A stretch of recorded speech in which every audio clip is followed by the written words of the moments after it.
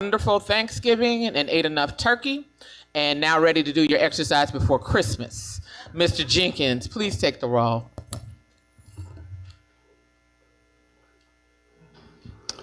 Board Member McKissick. Present. Board Member Garcia. Here. Board Member Murphy. Excuse me, Board Member Porter. Here. Board Member Murphy. Present. Board Member Love. Here. Board Member Otey. Here. All right. Board Vice Chair Coleman. Present. Board Chair McKinney. Here. You have 8 in the affirmative. We have a quorum. Before we do the posting of the colors, I would like to ask that after that, we remain standing for a moment of silence. And this evening, we are honoring the memory of those who have recently lost loved ones. Dr. Melita Thomas, who lost her father.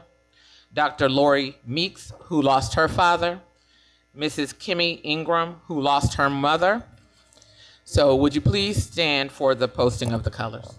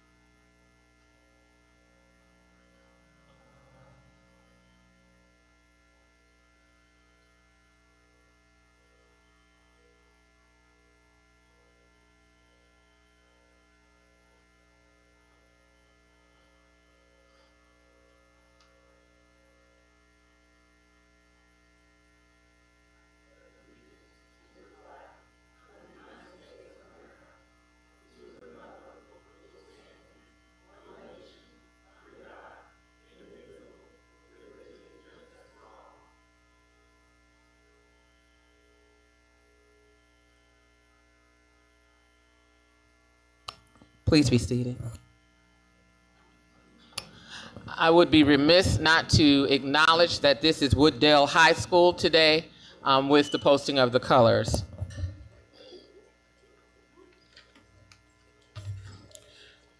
We are now on the spotlight on the arts. Mr. Jenkins, please recognize the spotlight of the arts. Thank you, Chair. Good evening, everyone. This year, we are proud to celebrate the incredible talent and creativity of our young artists. We are excited to announce that we are reinstituting the District Holiday Card Contest, a tradition that highlights the artistic excellence found throughout our schools. Tonight, we are happy to share the results with you. The MSCS Fine Arts Department would like to congratulate the following students, their teachers, and building leaders for winning awards in the MSCS Holiday Contest. Card contest. Students and teachers, please come forward when your name is called and remain standing until all names have been called so we may recognize you together. If your building leader is present, we would like to have them stand to also be recognized for their support of the arts in their building. Our students succeed because of the priority you all place on the arts. We appreciate you and we applaud these students for their accomplishment. Our elementary winners, first place, Jay Wright, A.B. Hill Elementary, 5th grade, art teacher, Valerie Gunn. Second place, Alona Anderson, Peabody Elementary, 5th grade, art teacher, Jamie Hooper. Third place, Walker Green, Idlewild Elementary, 5th grade, art teacher, Kelly Lindsay. Honorable mention, Genesis Reyes, 5th grade, Fox Meadows, art teacher, Brianna Anderson. Our middle school winners, first place, Ashley Vasquez, Colonial Middle, 7th grade, art teacher, Shannon Murrah. Second place, Devalier Martin, Colonial Middle, 7th grade, art teacher, Shannon Murrah. Third place, Esther Zhang, White Station Middle, 7th grade, art teacher, Miranda Bavier. Honorable mention, Avery Joyner, Colonial Middle, 6th grade, art teacher, Shannon Murrah. High school winners, first place, Jesse Onwantu, Germantown High, 12th grade, art teacher, Ashley Gerst. Second place, Erilyn Smith, Whitehaven High School, 11th grade, art teacher, Sharon Milam. Third place, Max Stark, White Station High, 11th grade, Art teacher, Tracy Peterson. Honorable mention, Kayla Lamb, White Station High, 10th grade art teacher, Andrew Dykus. Everyone, please join us in recognizing the outstanding achievements of these students, their schools, and their dedicated teachers. Thank you. Congratulations, students. Congratulations.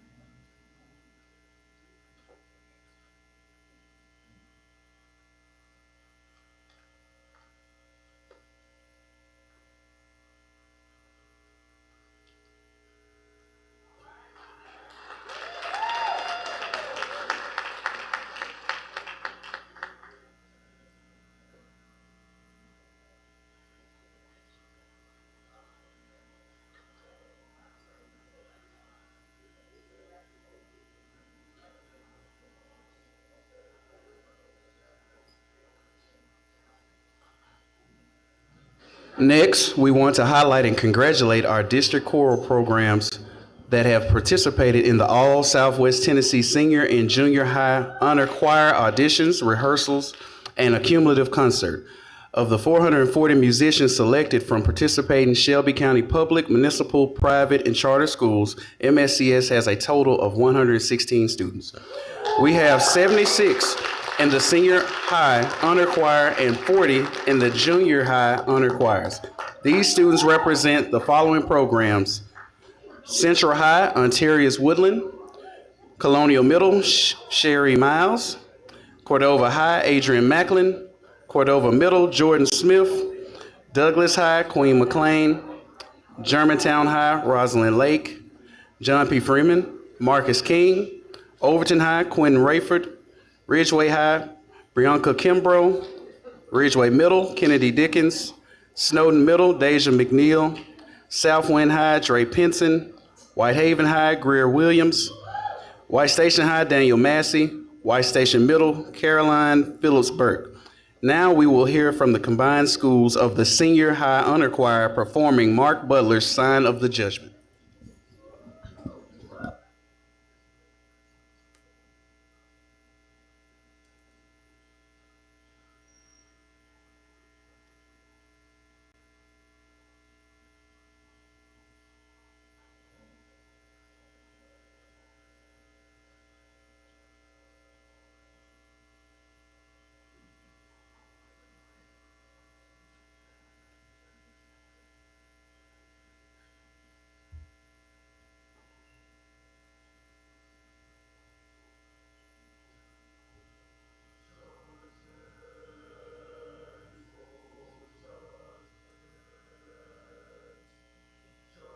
Judgment, oh judgment, judgment, judgments are coming, judgment, judgments coming, judgment, judgments are coming, judgment, judgments coming, judgment, the signs of the judgments coming, Lord, I see the signs of the judgments coming, I see the signs of the judgments coming, hallelujah, hallelujah, hallelujah.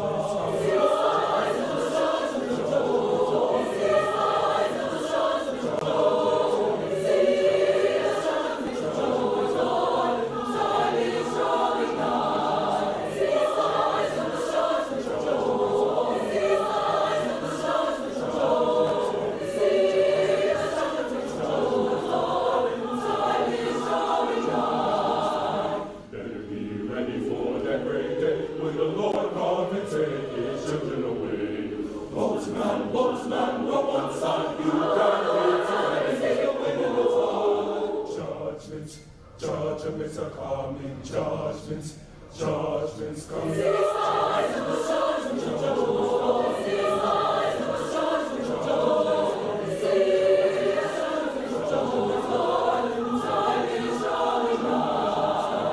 Run to the mountain moved I, run to the hills and 82. Went to the rocks to hide my face, the rocks by hell, there's no hiding place.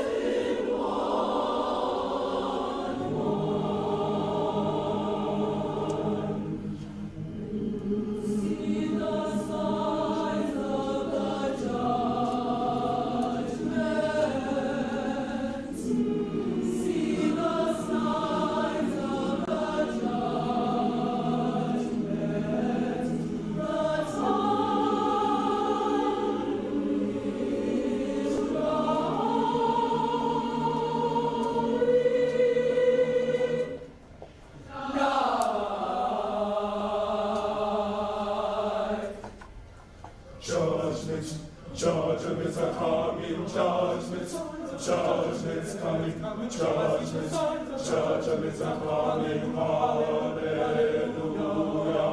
Judgments.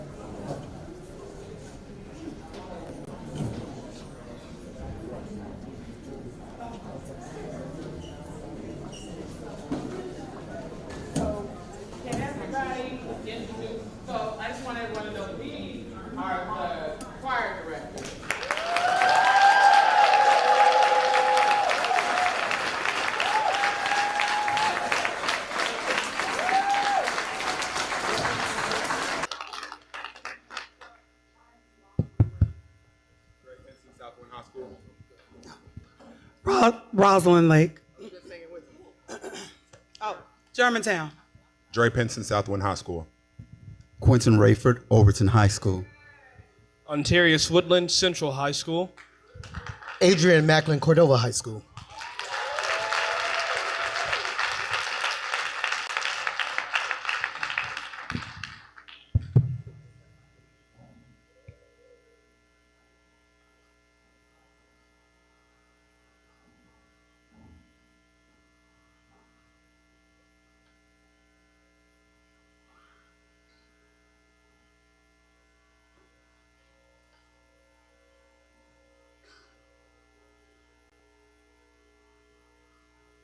All right. That's amazing, you all. That's what I'm talking about. The students being supported by our amazing teachers. So I cannot stress how important that is, and I know the board feels the same way. So thank you again. That was incredible. Just what we needed. So the next item of business is special recognition and presentations. Mr. Jenkins, please announce the special recognitions. Okay, for board member Otay, we have Miss Patty Farmer. Ms. Patty Farmer is an incredibly dedicated PTO president whose hard work and heart have made a true difference in our school community. She continually goes above and beyond to support our students, staff, and families, and her leadership and kindness strengthen our school in meaningful ways. We are grateful for all she does for our community.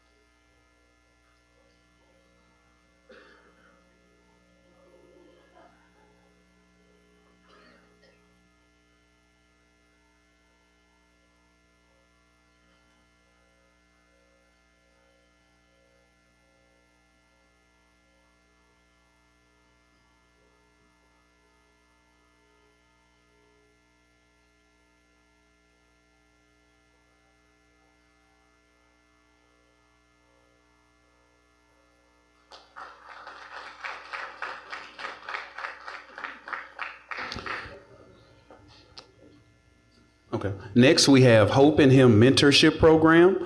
Morning Chapel Hill Baptist hosts a program and provides mentoring for male scholars in grades 6 through 8 at Cordova Middle School. The support services they offer include transporting students to sports activities, providing financial support for various school events, and offering after-school tutoring and mentorship.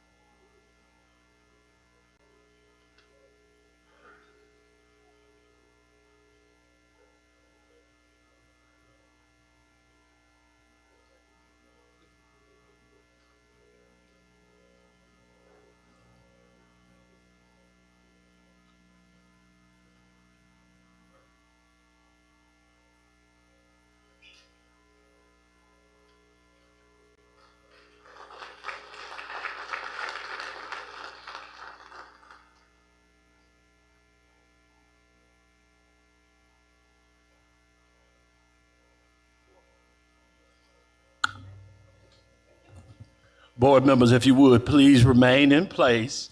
During fall break, Memphis-Shelby County Schools continued our tradition of the Soaring Sight Words Challenge, an exciting literacy initiative designed to support and celebrate our pre-K through third grade scholars. Students were challenged to recite and identify their grade level sight words as they rose to the occasion with confidence and creativity. What makes this challenge even more special is that our families participate alongside their children, sharing why literacy is important in their homes and helping us reinforce the reading truly begins with strong family engagement. We are proud to showcase their work. Check out this video here.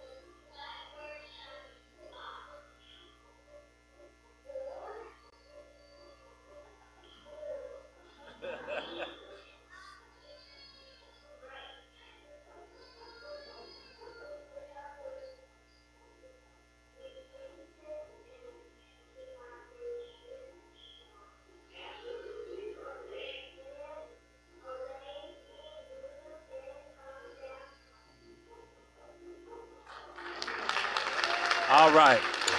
Parents and students, as I call your names, please come down. Jasmine Wade from Grahamwood Elementary. Arwan Seha from White Station Elementary. Zaria Smith from Garden View Elementary, Hakeem Jones from Idlewild Elementary, Natalia Sims from White Station Elementary, and Zena Lewis from Chimney Rock Elementary. Congratulations to each of our winners and their families. Your dedication to reading reminds us that when families and schools partner together, literacy soars. Thank you.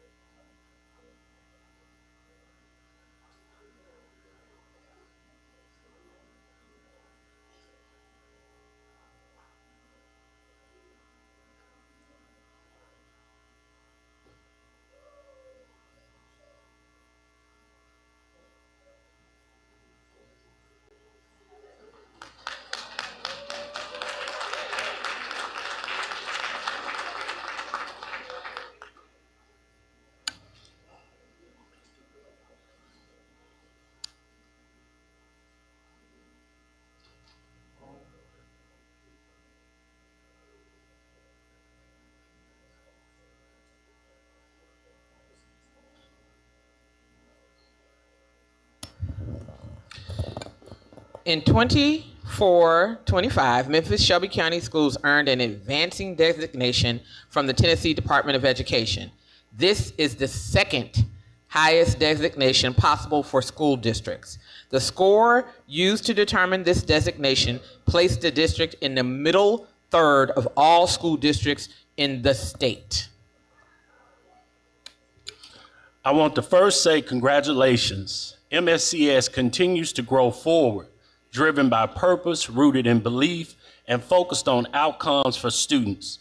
This year, our district earned an advancing rating, Tennessee's second highest accountability distinction, marking our third advancing designation in 4 years. This progress reflects disciplined work, strong leadership, and a shared commitment to excellence across our schools. Tonight, we're proud to recognize 3 groups that helped to make this momentum possible. Schools that moved from TSI to good standing, schools that exited CSI status, and our reward schools for the 2024-25 school year. At this time, we invite our reward school leaders to come forward so that they may be recognized. But before, congratulations to our comprehensive support and improvement exit schools, CSI exit schools, which are Freedom Prep Elementary, Park Rose. If you're here, come down. Georgian Hills Elementary, Holmes Road Elementary, Journey Coleman K-8, and Treadwell Middle School. All of those schools exited comprehensive support and improvement. We are very proud of you.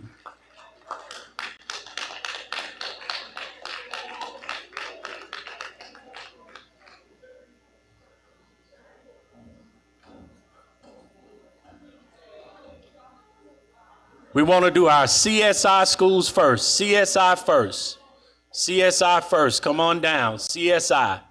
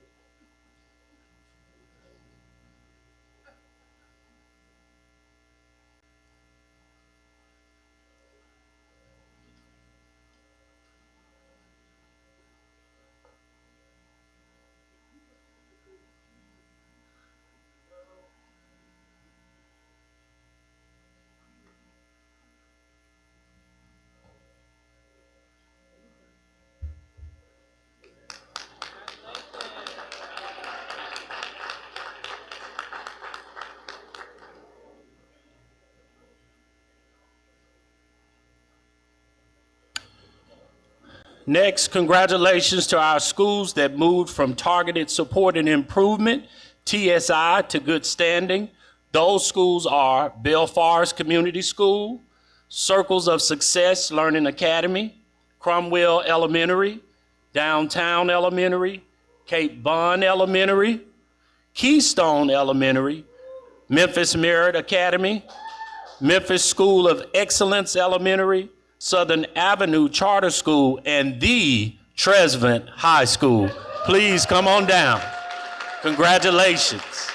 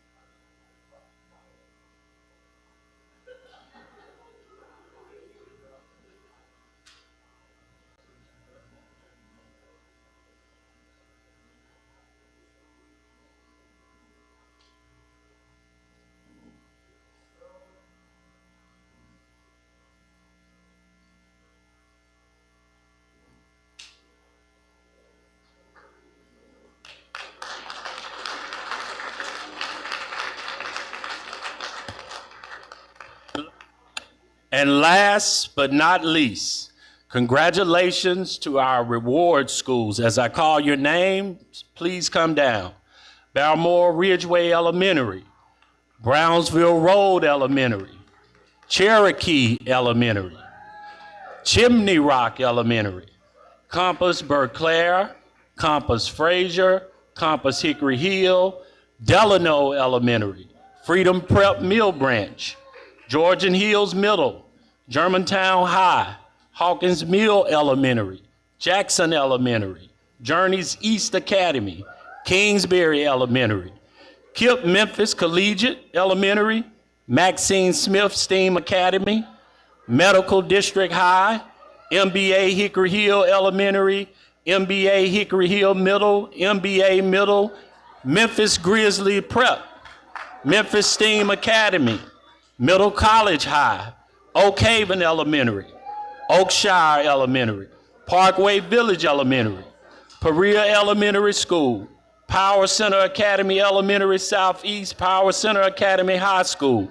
Power Center Academy Middle, Richland Elementary, Riverwood Elementary, Sheffield Elementary, Shelby Oaks Elementary, Southwind Elementary, Springdale Elementary, Star Academy, Wells Station Elementary, West Haven Elementary, White Station Elementary, White Haven Elementary, White Haven High School, and Windridge Elementary. Congratulations to all our reward schools.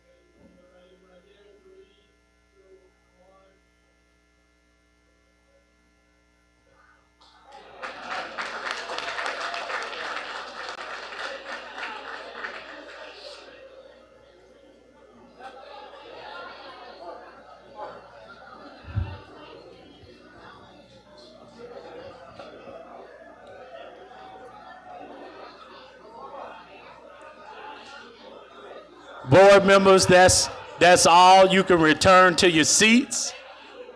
Again, I want to thank principals and just remind them you all are the greatness that grows here. Thank you for your leadership.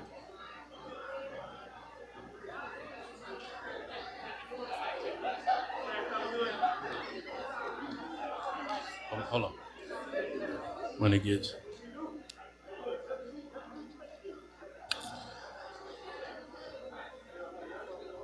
I also would like to thank the Yes Foundation and the Newman family for a wonderful MLK tournament at Hamilton High School this past weekend. We also appreciate our board members who joined us as we passed out checks to our student athletes and scholars.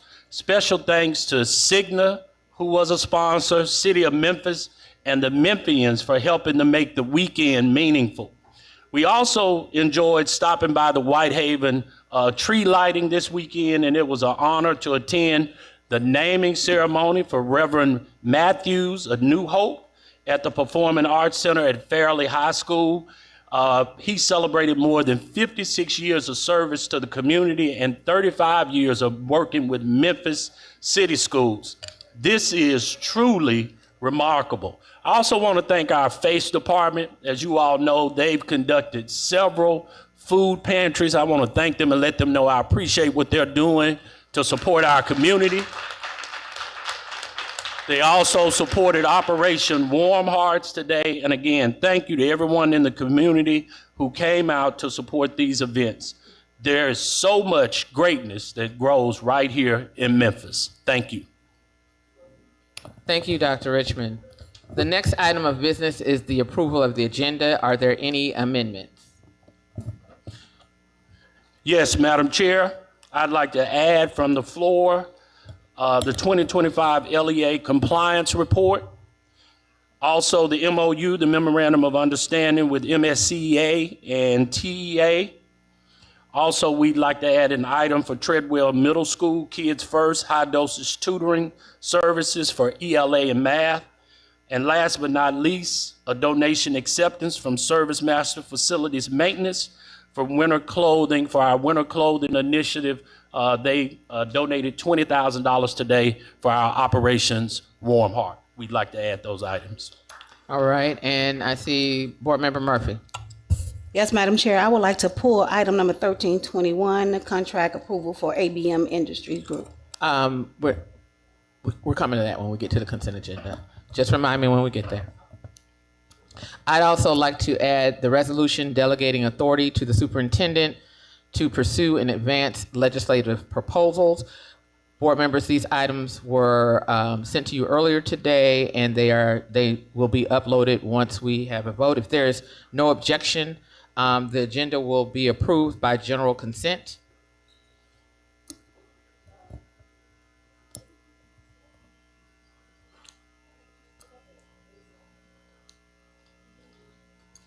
Donation.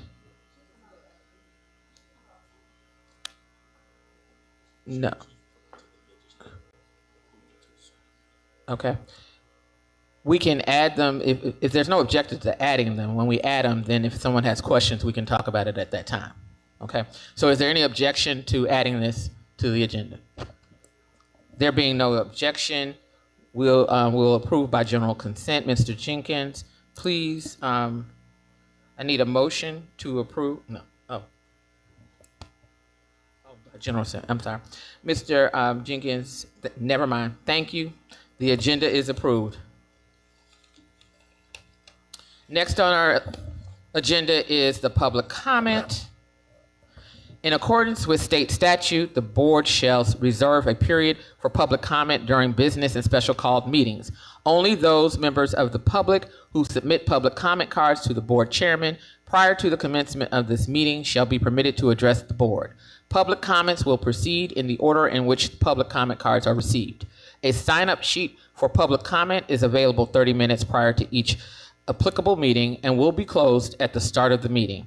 This sign-up sheet is located at the entryway table just past the security checkpoint. Speakers must state their name, organization he or she is representing, if any, and the subject of their comment before they are permitted to proceed. Speakers may offer objective comments about school operations and programs that concern them. Speakers are asked to address the board and not individual board members, given that we make decisions as a body, and to refrain from using names of personnel or names of persons connected with the school system, particularly when lodging a complaint. Speakers will not be permitted to engage in gossip, make defamatory comments, or use abusive or vulgar language. The chairperson shall have the authority to terminate the remarks of any individual who is disruptive or does not adhere to the board rules regarding public comment. We have 10 speakers. The time that you'll be allowed is projected on the screen.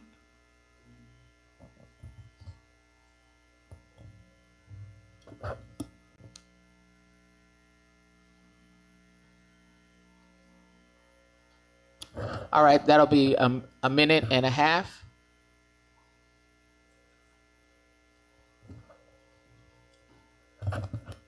I'm going to call 3 names at a time, and if you all will come forward when I call your names. And in that order, I have Mark Williams, Reggie Eskridge, and Latasha Griggs. Mark Williams, 477 North 5th Street, Shelby County Youth Council. Good afternoon. My name is Mark Williams. I'm the Shelby County Youth Council District 10 Youth Representative and MSCS Student Congressman. I am here today to save the crisis that is silent yet profoundly damaging: the youth mental health crisis in Shelby County. The impact is felt directly in our schools. Mental health issues hinder academic performance, increase absenteeism, and more. The vast majority of youth are completely unaware of the free mental health services available to them, like Youth Connect. They are suffering because they have no information. As an MSCS student congressman, as well as the SCYC rep, I have seen issues that contribute to mental health issues. A big problem that contributes to mental health issues is classwork and homework loads, which take a time on the students' will take a toll on students' time. However, there are more.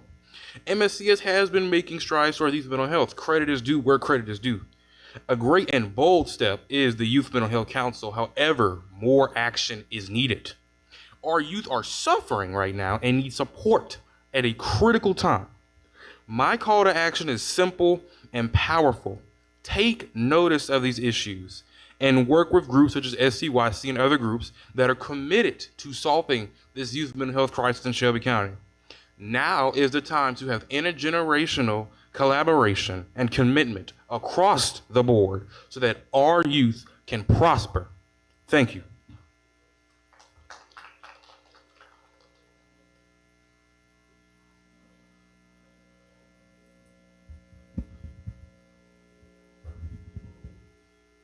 Reggie Eskridge, 4077 North 5th Street. Good evening. My name is Reggie Eskridge, and I'm the Youth Engagement Coordinator for the Shelby County Youth Council. And I'm coming before you all to speak on behalf of Shelby County Youth Council to thank you again for your continued support of our council, as well as the work in supporting young people, especially with our campaign this year around addressing youth mental health.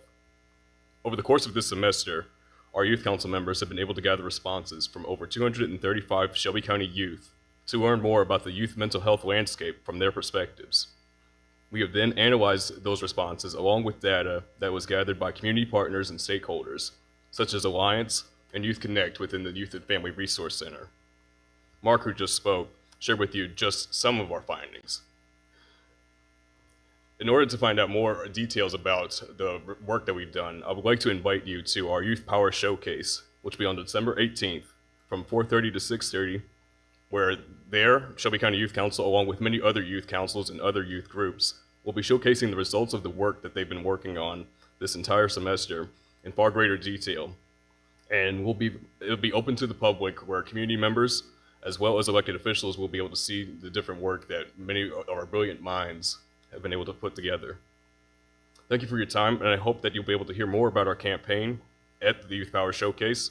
And in addition, I would like to also extend an invitation to our Youth Voice Summit that SCYC puts on in the spring. Thank you.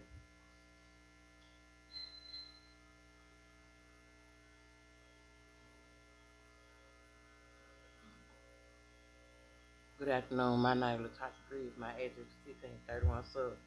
I was going to say one thing, but I'm going to address this because I wouldn't be me if I did. As a public official, I will hold you all. Can you hear me? Okay. As a public official, I would expect that certain people will act accordingly. Now, me being me, I feel like if I'm a person, a constituent in the community, and I pay some of your taxes, I pay your paycheck, why you can't sit down and listen to criticism? Because if you, Ms. Chairman, had to criticize me as a woman, I would stand there and listen. I don't play that they talking about my child, because one thing about it, I got a child with a disability. I have come here 2 years and they wrote about my child not receiving services and whatever is going on in his school. I've come here. But one thing I don't do, I don't use my child as a crutch. I don't do that. Now, I don't understand what's going on, but I don't understand how somebody want to stay in a seat, but they can't stay their ass in the seat. I'd like to remind people not to use abusive language or vulgar language, please. Next is this Kiera McGee, Michaela Pogue, and Danette, is that Escoval? I'm sorry, I can't read that.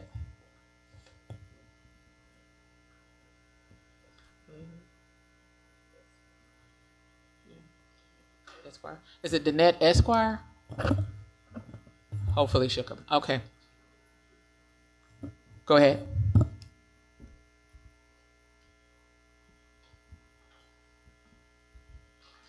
My name is Esnae McGee.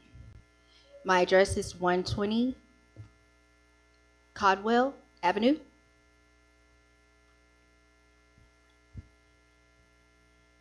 Where is the budget for what the government has given? Because the ADA says that deaf students are supposed to be educated with an interpreter. They must know before, like, what they're supposed to have. Like, for instance, there were kids here singing today, and there's no access. There's no access provided specifically for the deaf. Like, we don't know the budgets. The parents don't even know what's going on. We want to see what is being given. Also, the disability, the computer technology. How are they supposed to understand the language, and how does it match the deaf department? Also, where's the access for ramps? Like, if we have deaf blind come in, there's nothing friendly for them, deaf friendly. Also, we want to know information about, like, how can we know information beforehand and what's required, and, you know, the budget of what the ADA requires. I just feel like you all are ignoring us. Also, staff, like, it's required for the students to have that. And that is it.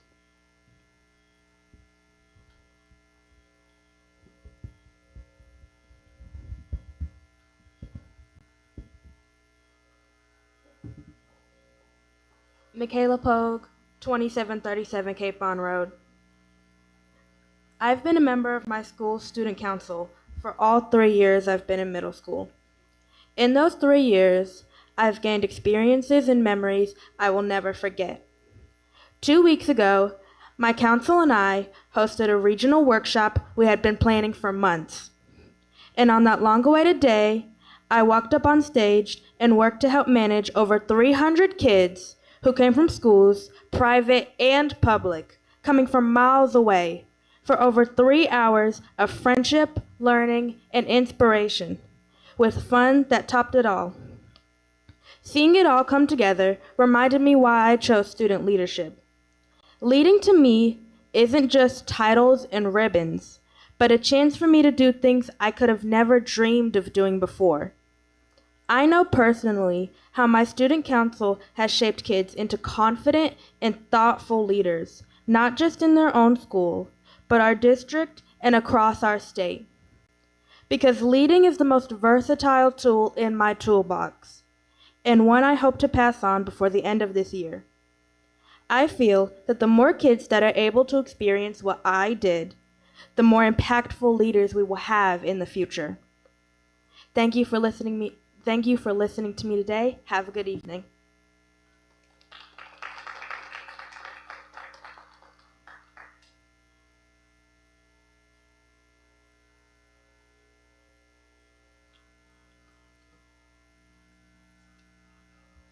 Danette Esquivel, 7531 Cape Bond Road. Hello, good morning to everyone. My name is Danette Esquivel, and today the topic on my speech is student leadership. Student leadership is something that all of us have experienced at some point, and it shapes the way people see us and how much they trust and respect us. But what is leadership? A dictionary would describe it as the action of leading a group, but to me, leadership is much more than that. Leadership is the moment you decide to step up when others hesitate. It means knowing who you are, what you stand for, and being willing to do what is right even when it is hard. Sometimes leadership looks like being brave, even when you feel nervous. Other times it starts quietly by leading yourself first before trying to lead others. I believe a true leader isn't someone who controls people. A real leader is someone who is one for all, who understands and guides with a tone of sincerity in their voice. Leadership is choosing kindness over cruelty, even when it would be easier to ignore a situation. It means helping others succeed instead of only building yourself up. Student leadership can show up in everyday moments, such as students who stand up for a classmate who is being bullied, someone who welcomes a new student who feels left out, or a person who leads with their actions, not a title. These actions could seem small to many, but they create a great positive change for school communities. Leadership is important because it reminds people that every one of us has the ability to make a difference. We don't need to wait for someone to tell us to lead. We can start by being responsible and making our own choices with courage. And every person in this room, including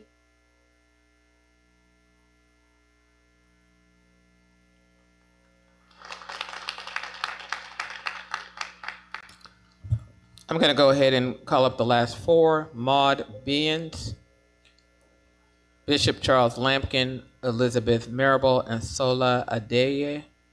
I may not be pronouncing that right. Thank you. Maud Bryans, 2737 Cape Bond Road. Don't be asking your students to do something you're not willing to do yourself. Leadership comes in many forms. Our athletes are amazing. We cheer them on in state championships and rival games with all our heart and soul and build strong bonds with competition. Our art students are seen and celebrated in competition, and the world knows of our creative and performing arts strengths. Student leadership is slightly different. This group of students and their sponsors show up in often less visible ways. They run school-wide drives for food and supplies to assist their peers and friends. They find simple, meaningful ways to encourage the exhausted and worn-out teachers. They help with every task, no matter how mundane a principal or the district asks them to assist with. This past month, there were 2 events in West Tennessee, one for high schoolers and one for middle schoolers. The Tennessee Association of Student Council held their regional meetings. We'd like to celebrate and thank Memphis-Shelby County Schools for the support and assistance they provided. This year was huge. We saw an increase in the attendance of MSCS students and schools as a result of your focus in this area. Students not only showed up at the events, but they showed out. As the host for the middle school meeting, they not only participated, they led. We want to thank you for the support you have shown, but we need even more to be able to continue to allow our students to meet and mingle with those across the state. When individuals do this as students, they become adults willing to tackle the difficult role of leadership. They will have empathy and the skills to solve local, regional, and national problems. Differences do not restrict them, but empower them.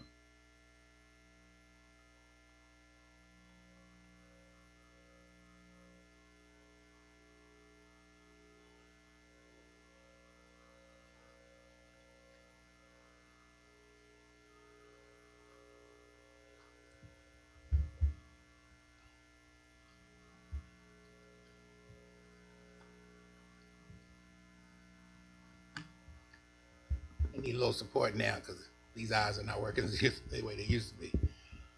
Charles Lampkin, 3711 Austin P. Highway, Memphis 38128. I want to speak briefly this evening about transparency, clear vision, and shared decisions. We're coming to the end of 2025. And as we get ready to cross over into 2026, we need to really be on one accord with regard to who we say we represent, which is our children. The open, honest communication and visibility in decision-making. I only want to make these 3 points. I love to see a path shared by school policies, budgets, and decisions that clearly represent our kids, our community, our stakeholders, and our families.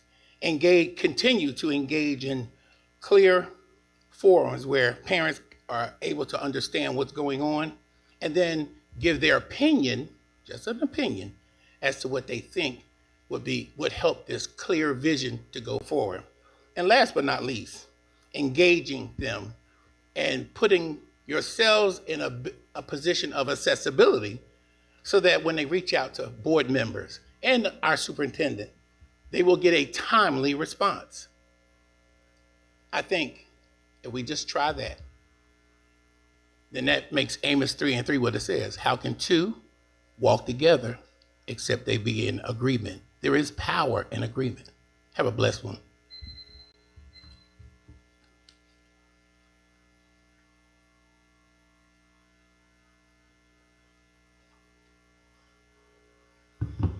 Good evening, members of the school board, interim superintendent, fellow educators, and community members, and most importantly, our students. My name is Elizabeth Marable, 6263 Poplar Avenue, Memphis, Tennessee. I stand before you as a proud educator that began work in this district in 1983, and more importantly today as the president of the United Education Association, affiliate of TEA and NEA, speak on the behalf of our children and our educators who show up every single day to teach, to learn, to mentor, to support, despite the growing challenges that public schools face every day, especially in urban areas throughout the United States. This evening, I want to express to you our deep appreciation for your decision to make educators a priority by signing the Memorandum of Understanding, the one document that establishes clear expectations for educators, principals, and district leadership. We value the collaboration and look forward to continuing our discussions in January around insurance, working conditions, fringe benefits, and last but never least, educator compensation. On another note, our public schools remain under threat. You know what? I'm going to close this. I'm just going to speak to you from the heart tonight. We, as you all know, continue to be under threat. Memphis-Shelby County Schools is not failing, and we need to share that message. The state of Tennessee, we got data tonight that shows we're not failing. We are starving. The money that we are sent is 47th in this country, and we're seeing a push. And we got to stand up and push too. We can no longer stand by and be quiet. We cannot be silent. We have to do like the rest of the country and push back. So our children, look at them tonight. They're not failing. They're thriving. Greatness really does grow here at Memphis-Shelby County Schools. Thank you. Last but not least, we recognize the principals, and I know you care for the teachers and want to recognize them, but I want to speak to them, because they're the ones that make the magic happen every day. with our SEAs, our TAs, our mental health support, and everybody in those 164 school buildings. We praise you, we thank you, we see you, and we deeply appreciate all of you. Thank you.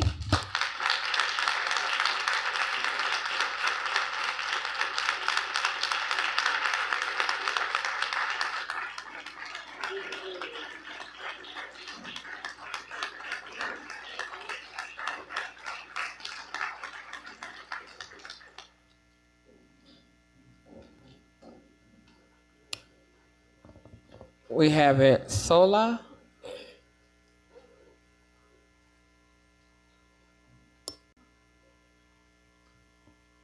Okay, can we make sure that Sola Adeo, it's Adeoye, it's not outside?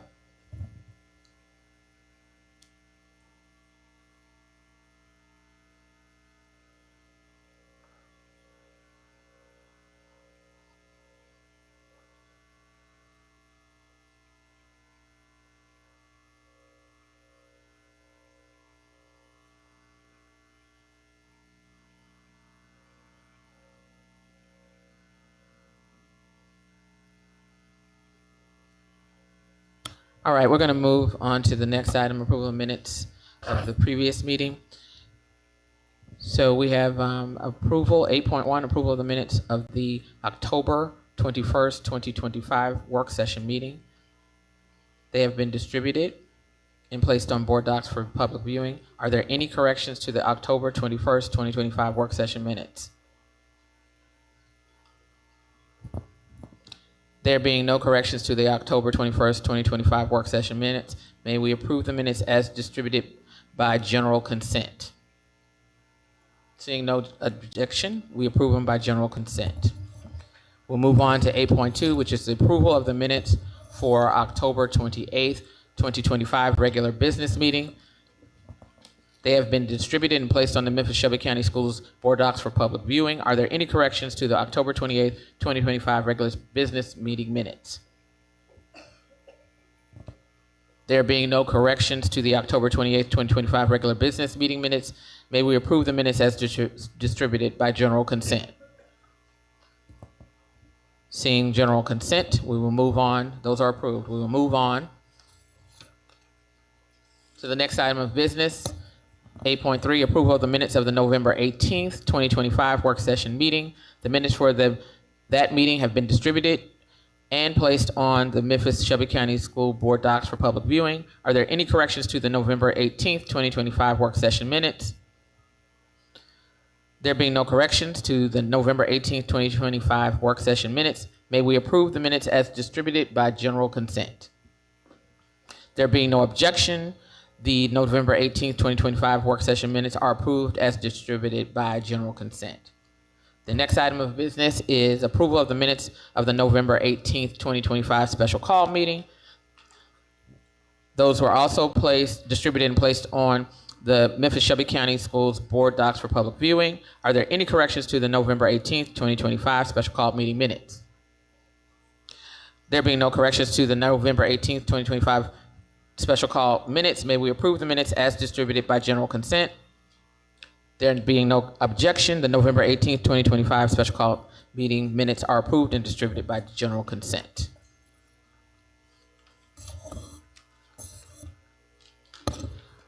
All right, I would like to, if at all, I'd like to take this a little bit out of order.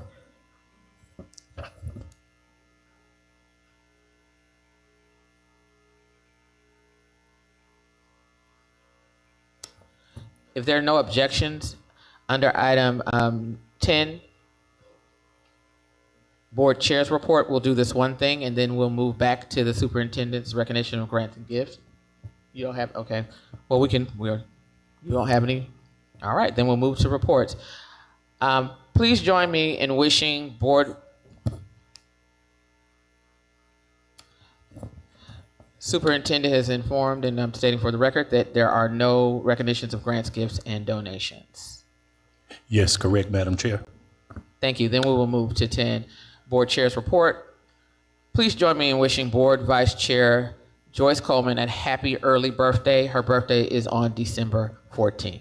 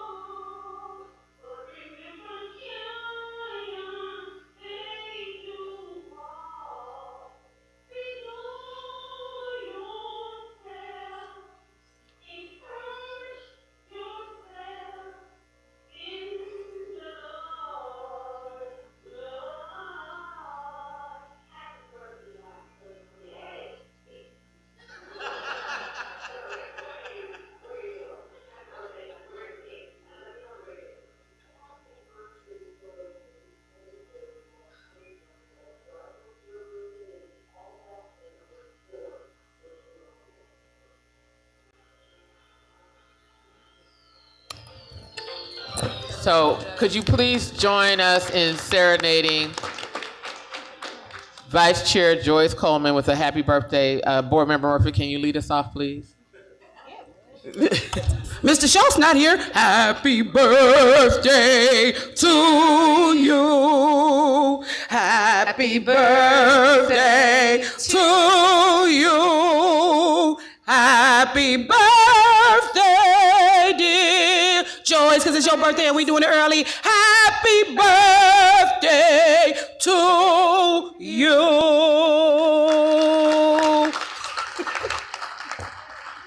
Thank you. I just want to say happy birthday. I forgot to send my video in, but you know, our ties run deep. You know, she's been knowing me since I've been going attending Sherwood Junior High all the way through my Melrose days. So she's been always like the second mother to me. So again, happy birthday. I also want to share happy birthday. Board Member McKissick gave me something I did not think about doing, which is a nice photo with my voice because I never got camera ready and then I forgot. I'm so sorry. Happy birthday. You know I love you. Happy birthday, Miss Joyce. Thank you. We have a happy early birthday to Karen Waters, Executive Administrator for the board office. She's the day after, December 15th. Happy birthday, Karen, if you're watching. Congratulations to Mr. Rashawn Jenkins on defending his perspectives.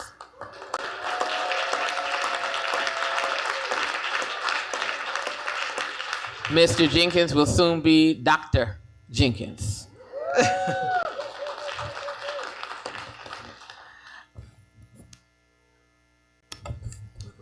I just wanted to say happy birthday to Karen, and I want to keep her in prayer as she is dealing with some things with her mom. So keep her in prayer as she continues to fight with her mom, side by side with her. So she's not here because she's dealing with some things, but keep her in prayer.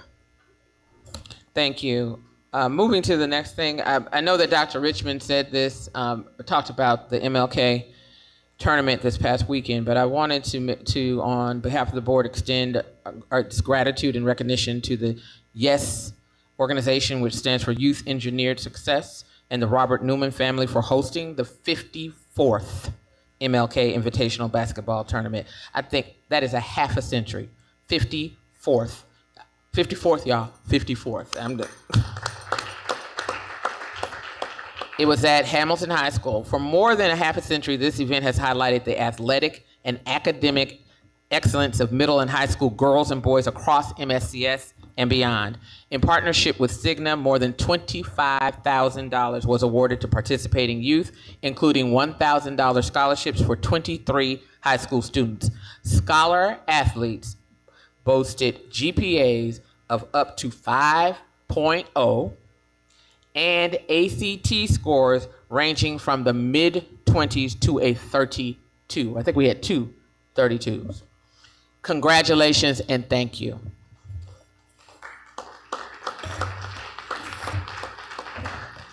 I also wanted to bring to the public's attention that board members participated in the TSBA Fall Conference this past November, where we attended multiple workshops, adopted the TSBA 2026 legislative agenda, and we are proud to announce that our very own board member, Michelle McKissick, has been elected Vice President of the TSBA Board of Directors. Congratulations to board member Michelle McKissick.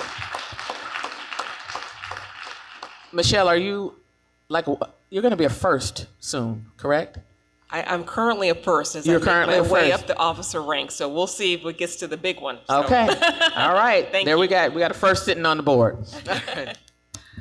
All right, the other thing that I wanted to bring to board members' attention, according to our policy 0027 business systems review, the chair is responsible for establishing the dates for the business systems review conferences, and the board is tasked with approving the matrices for each business system as proposed by the superintendent. These proposed matrices have been provided for you for your review with approval scheduled for next month. So that gives you some time to take a look at the matrices. You also have provided for you the schedule for the business systems review for 2026. And then finally, we are at the next item of business, which is the committee reports. We have the first committee, Academic Performance Committee. Is there a report? Seeing no report, moving on to 10.3, budget. Do you? Academics? No. Okay. 10.3, Budget, Audit, and Finance Committee report. Yes, thank you. The Audit, Budget, and Finance Committee met prior to our work session earlier this month. We just want to share a few reminders that budget surveys are now live for parents, staff, and students. This feedback is going to help us guide our work as we begin preparing for our 2027 budget, so we encourage you all to participate. We do get all of those results, and we take that into consideration as we're crafting the budget. Tonight, we're bringing forward the November 2025 budget amendment. As we discussed and was shared, you will see the number differences, but I want to remind the public this amendment is reducing the budget to match our finalized federal awards amounts and removes the state TISA portion that now goes directly to charter schools as required by the state. So we will bring that item tonight, and have discussed it, wanted to share that. And then finally, for board members, as we're thinking about next year's budget, let's keep our shared priorities in mind, and as we move into the development process. So if you do have ideas and we're thinking about going into 2026, please bring those to our public meeting spaces. Thanks. Are there any questions? All right, seeing no questions, moving on to the next committee meeting report, Charter Schools Committee report. No report. Next, 10.5, Community Outreach and Engagement Committee report. Thank you, Madam Chair. First of all, I'd like to thank the SROs for the work that you do. And so I just wanted to make sure that I say that to them, to let them know that their work is not going unnoticed, that we do appreciate you. We see your hard work, and I know that sometime on a daily basis, y'all have a hard task. And so we wanted to say thank you, and we appreciate you, and we appreciate everything that you do. So thank you so much. And so if y'all see our SROs, y'all give them a handshake, a hug, and tell them thank you so much for all that you do. Y'all heard that? Do I need to repeat it? No, I ain't got to repeat it. Okay. Also, I wanted to thank Rosalind and the team for going out into the communities and feeding our families. We know that this is a tough time for us throughout this season and this year. And so we have been going to different districts to feed the families in need at this time of year. And I think we got one in Whitehaven, if I'm not mistaken. Not yet? Okay, so we're working on Whitehaven, but we have, we've been in different areas of the district feeding the families. We was just in Douglas last week. And so we appreciate you. We appreciate your hard work. I don't know if Rosalind is in here and if she wanted to add anything to it. Anybody seen Rosalind? Is she outside? Yeah, we're good. We're good? Okay. If we're good with that one, then we'll go back and follow up with the Whitehaven one. So thank you so much. I think this concludes everything that I have for now. Thank you. Are there any questions? Seeing no questions, we're going to move to the Evaluation Committee report. Thank you.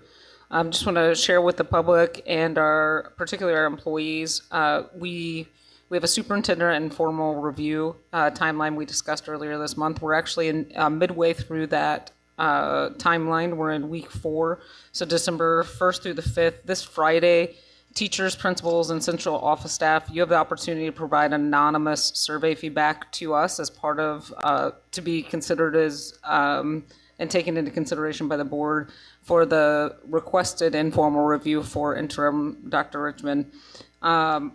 We will get a synthesis of those survey results to the board, and we will also get the superintendent's self-reflection next week. And then the board, I know we're getting real close to Christmas on this, but week 6 for the 15th through the 19th, we will ask that you submit your individual assessments, and we need 9 of them to make it a comprehensive review. And then we will compile all of that together, and there will be a public presentation of the evaluation during our evaluation committee in January. So just a final reminder, Friday, the survey does close, so please share your responses so we can have a comprehensive review. Thank you. I see one light on. Board Member Love. Thank you for that presentation. I emailed Amber, Joyce, and Natalie because I had some questions about the survey. Has the survey went out yet? Yes, it has. Who's doing it? Our Chief White's team. Yeah. Is the survey going out to all employees? There are 3 surveys, correct? 3 separate surveys for teachers, principals, and central office staff. They are the same. Has the survey went out to all employees? I will verify, but I personally got I know I'm providing board feedback and not taking it, but Chief White. Yes, the survey through our communications team has gone out to all 3 groups, and there's actual additional messaging that will continue throughout this week, including tomorrow. 2 more questions. Let's just say employee uses the survey on their phone, and then they have a computer, and then they have their daughter's computer. 3 surveys, all one person. Is it protected by that? It is. Great question, Board Member Love. They are doing this through their employee email address. Now, the survey is confidential and anonymous. My team can't even see, the way it's set up, who actually responded. But what happens by virtue of them having to do it through their employee email address is that if you have already taken the survey and then you try to go back and use that link, regardless of what computer you're on, it will not let you take it again. Thank you. One question. When are we going to get the survey? We will have the survey responses by the December 12th. When are we going to get the responses? We will have the survey results by December 12th. Thank you. All right. I want to commend Dr. Inchman for requesting that the board conduct this informal evaluation of its performance in alignment with the board policy on 1005. I believe that this feedback we receive will inform us on how we set your performance objectives for the actual annual formal evaluation as required by the state in your contract. I'd like to say to board members that looking ahead and beyond the evaluation, as a discussion for later, I would also like for the board to begin thinking about how we move forward with choosing a permanent superintendent aligned with board policy 1002 with student achievement and operational efficiency at the forefront. This discussion, I believe, has to be separate from the informal review of his current performance. So I will be asking the board members to think about that as we move forward into the next year. All right. Thank you. No further business under the report for evaluation. We'll move to facilities ad hoc. All right, latest update. We went through and we did the approval for the resolution at the special call meeting. What's next? I'll just give that very next thing is December 16th. We're going to be receiving a comprehensive draft from the facilities plan from administration.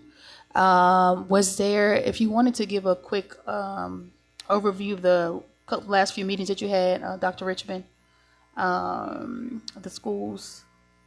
Oh, for the school closures? Closures, yeah. I think we've Just had quick. 2 meetings. Dr. Richmond, if you would.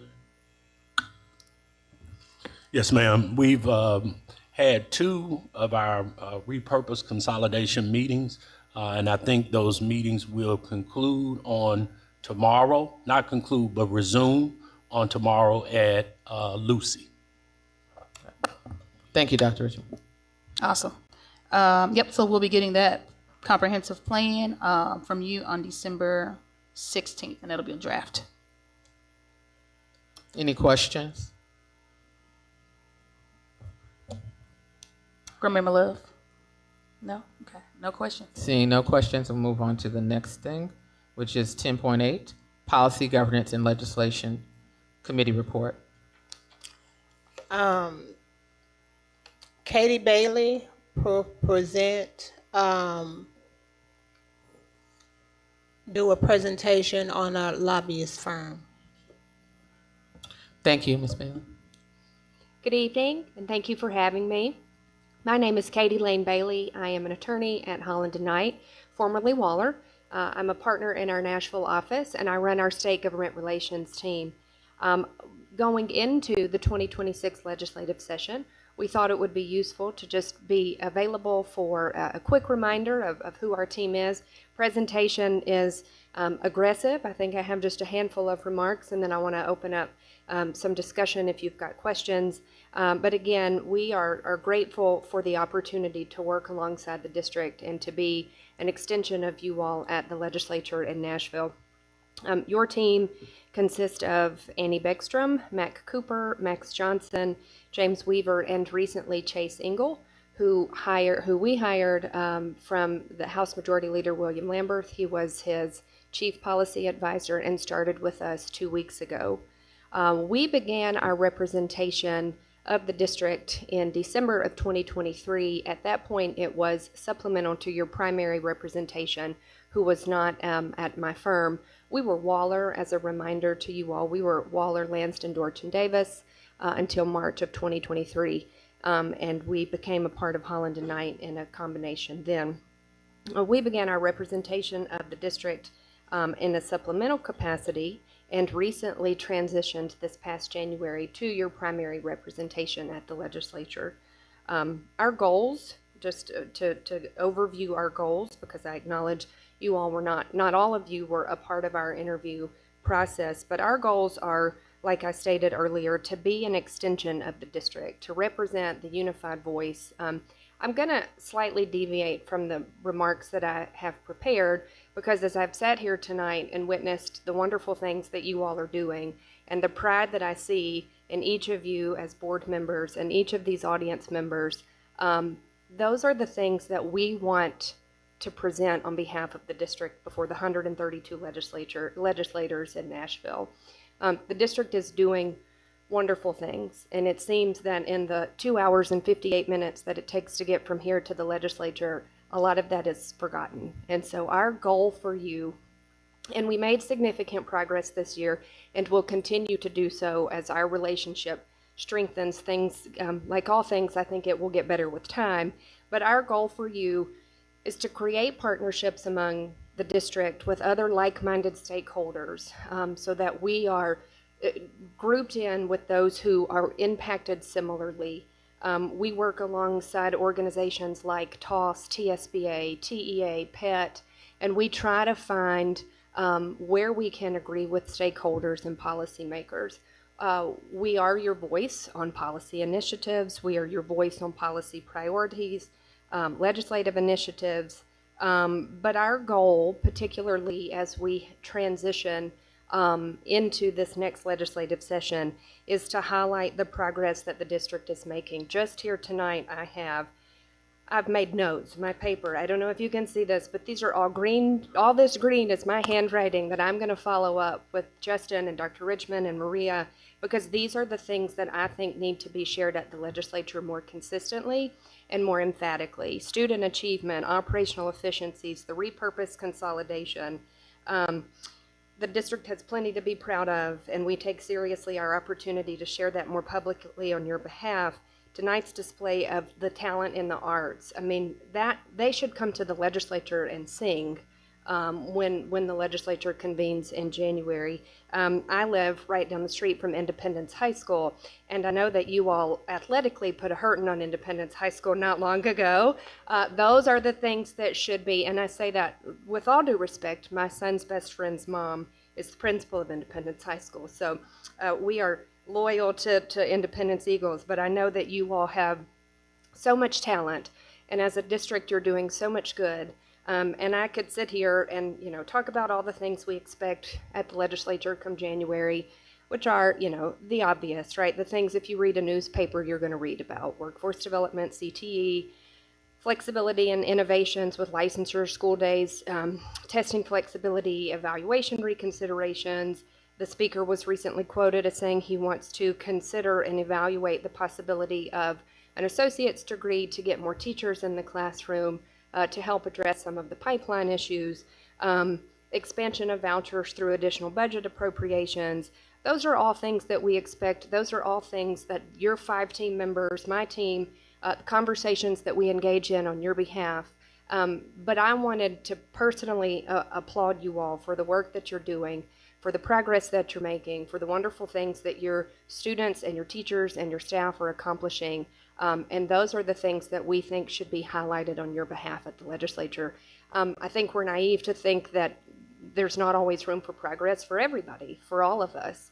But for that to constantly be the focal point at the legislature seems to overlook the wonderful things that you are doing, both as a board and as a district. So I want to thank you for the opportunity to continue our partnership.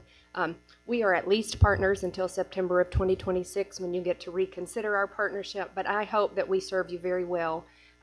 We take very seriously the opportunity that you have given us to represent the 164 schools in your district, and we want to, we hope that we are able to promote and advocate on behalf of the district, as well as you would hope we do.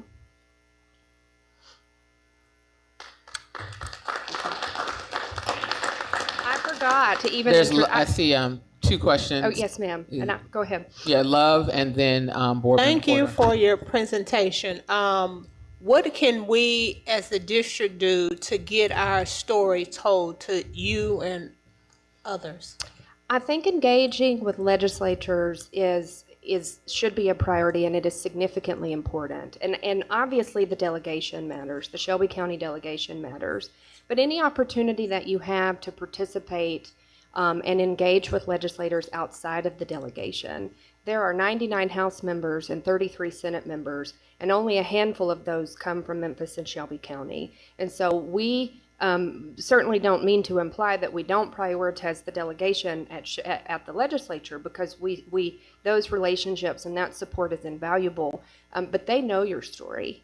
And any opportunity that you get to engage with House and Senate leadership, the Education Committee chairperson, who's out of the Senate chairman, is out of Rutherford County. Obviously, Chairman Mark White is the House Committee chairman.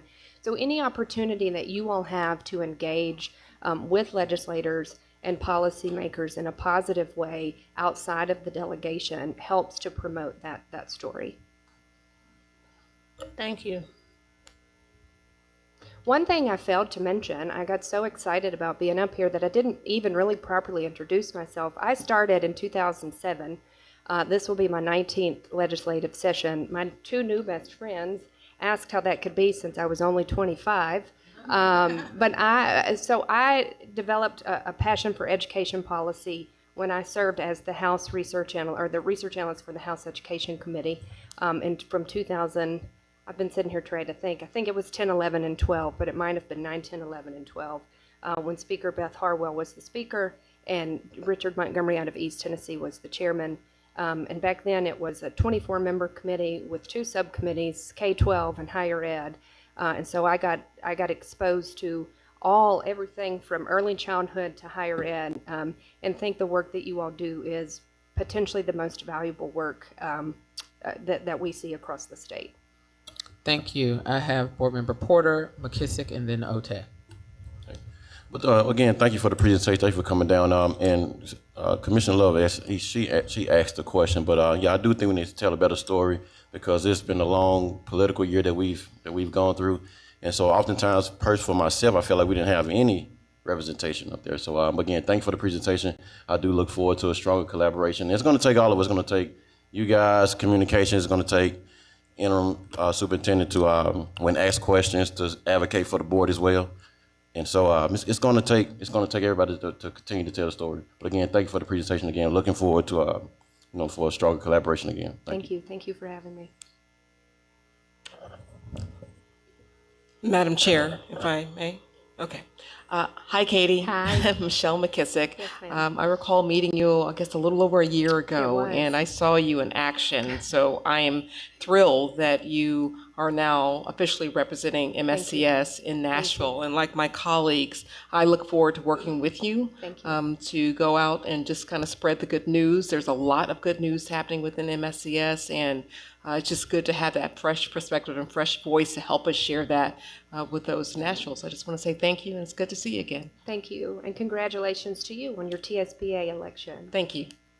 You know, really quickly, my church does this thing for parents, and it's called Not Just Surviving, but Thriving.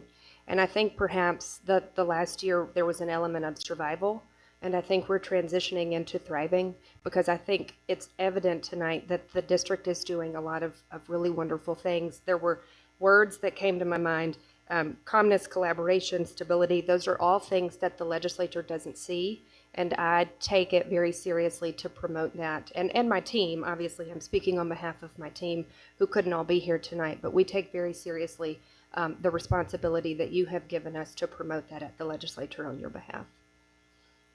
Thank you. Board Member Murphy. Thank you, Madam Chair, and thank you for your presentation.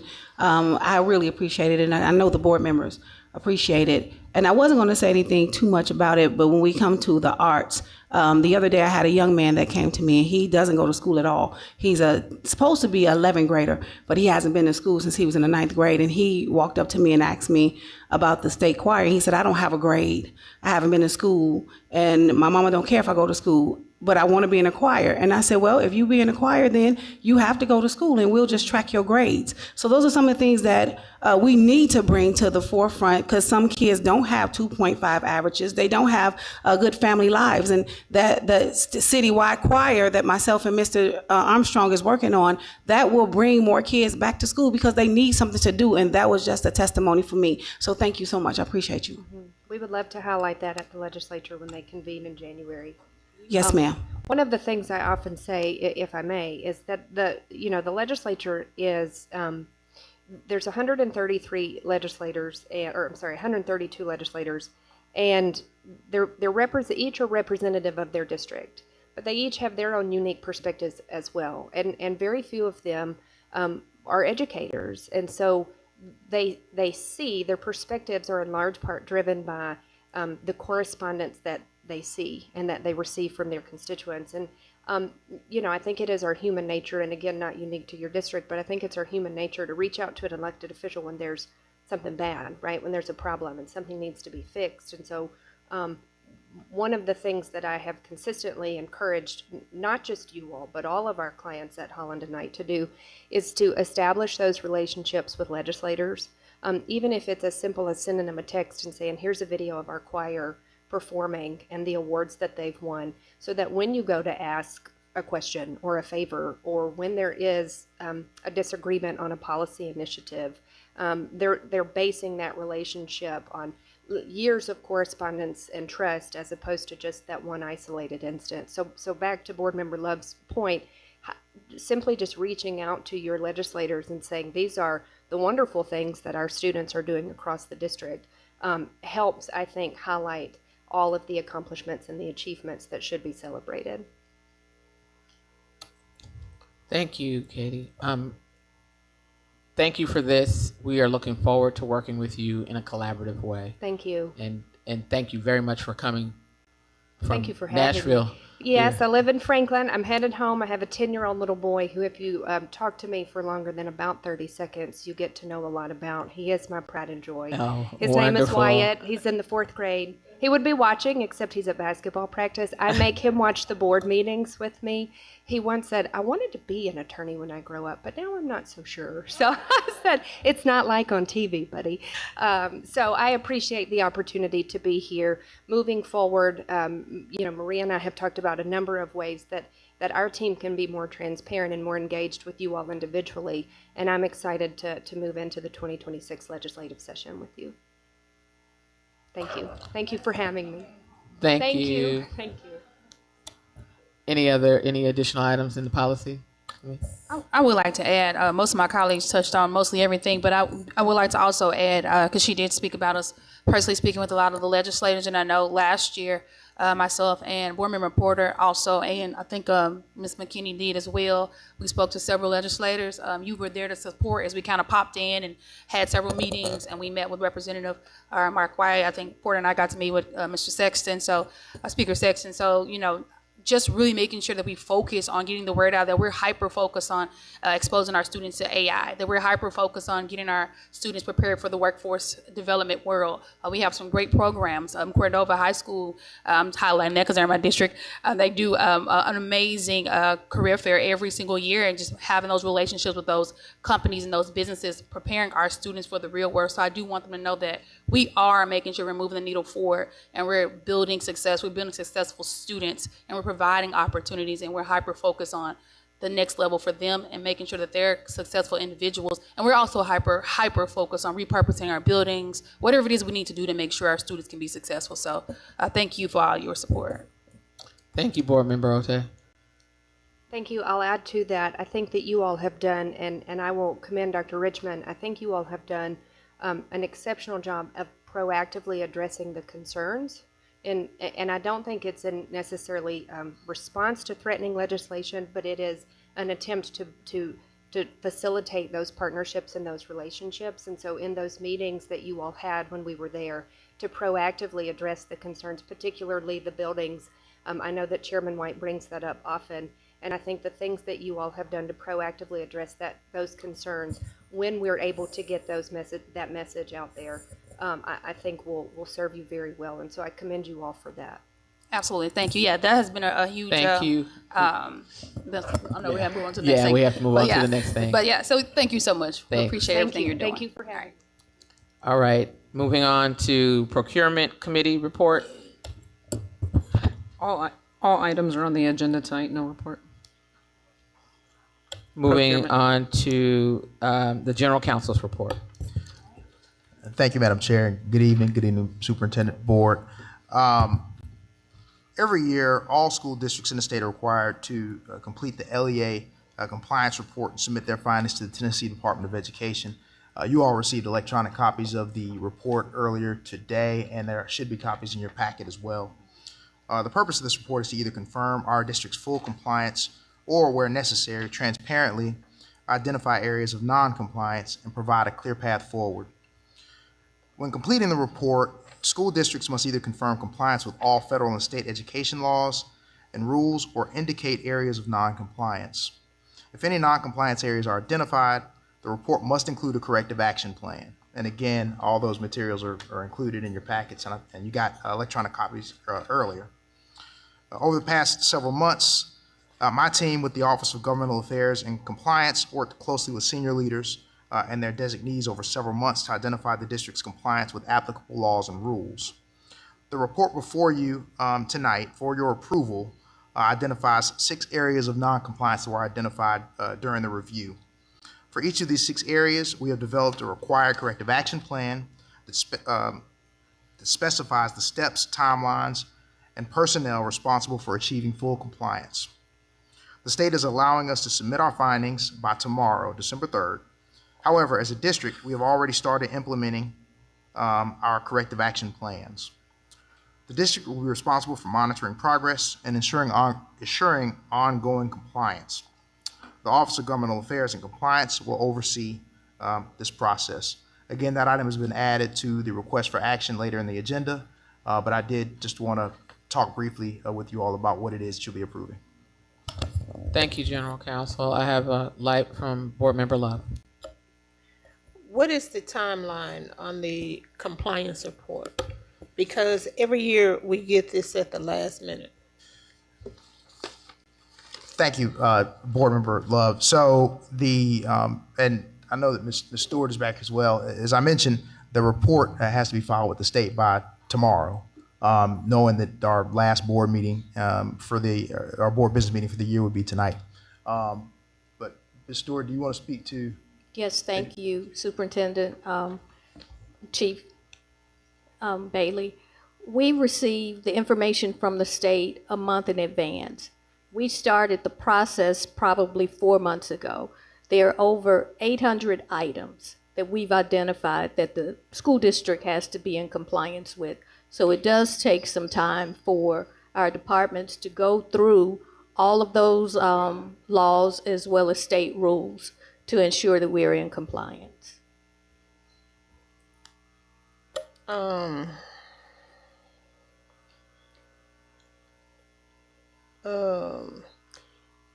Next year, if it's okay with the superintendent and your team, send this to us earlier.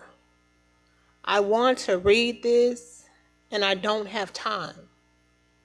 I am very committed to my board work and I don't have time to read it now. If there a way the superintendent and you can discuss sending it to us a month in advance, 3 weeks in advance, a week in advance,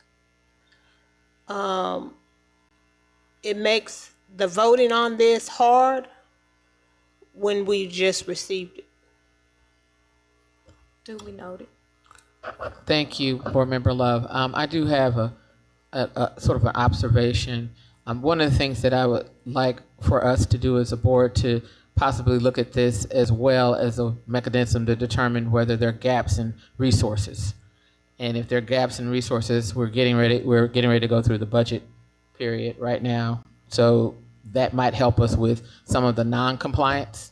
So I would like us to use that document and this document in that way as well. Consider using it in that way, identifying additional resources that might help fill these gaps.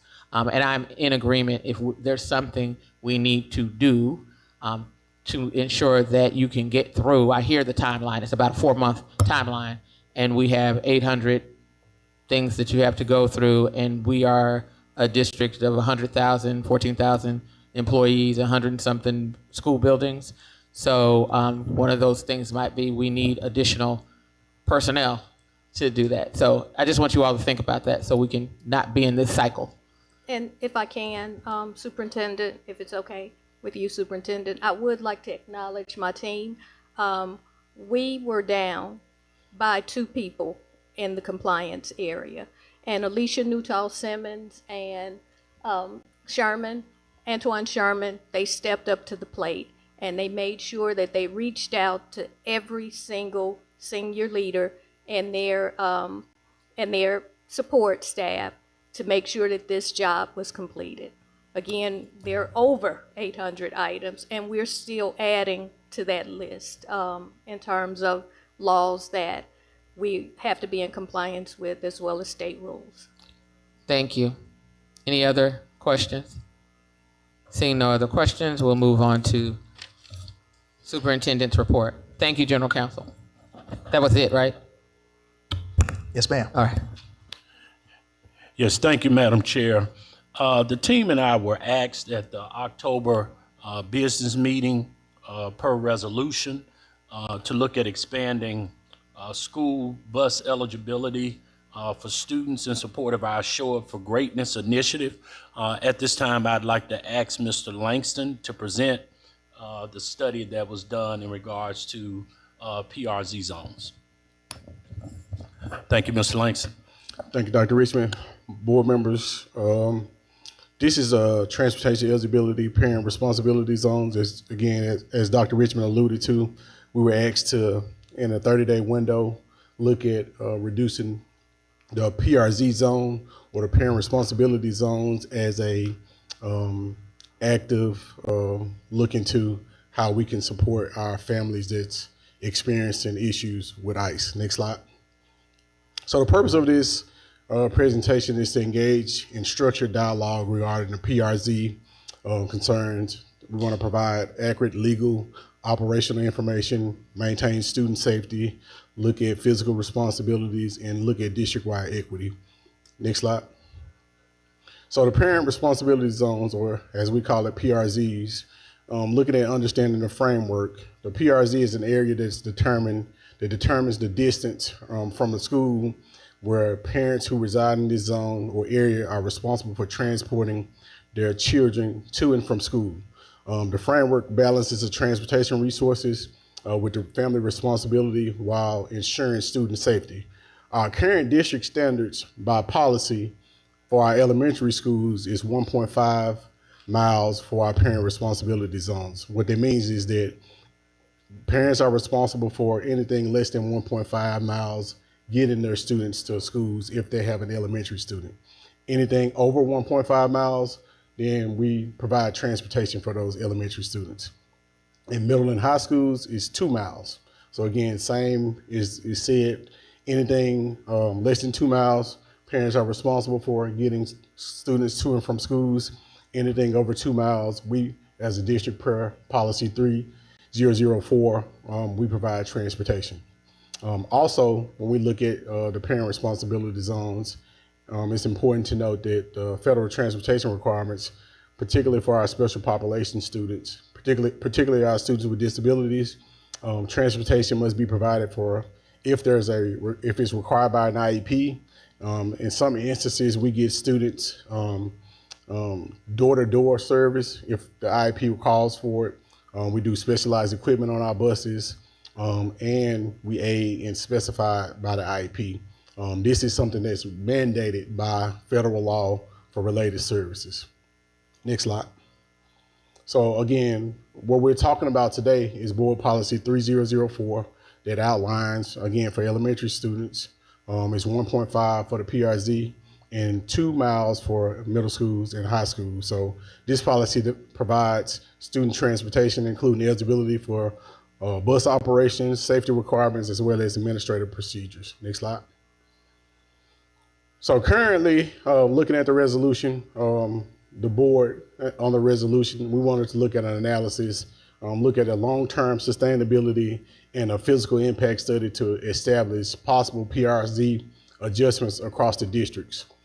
So this review ensures that the district fully understands the operational as well as the budget implications before any changes are proposed to the policy. So our decision-making approach, the recommendations that you're kind of here today, or considerations, if you will, we'll look at some data. We want to be data-driven as we look at this.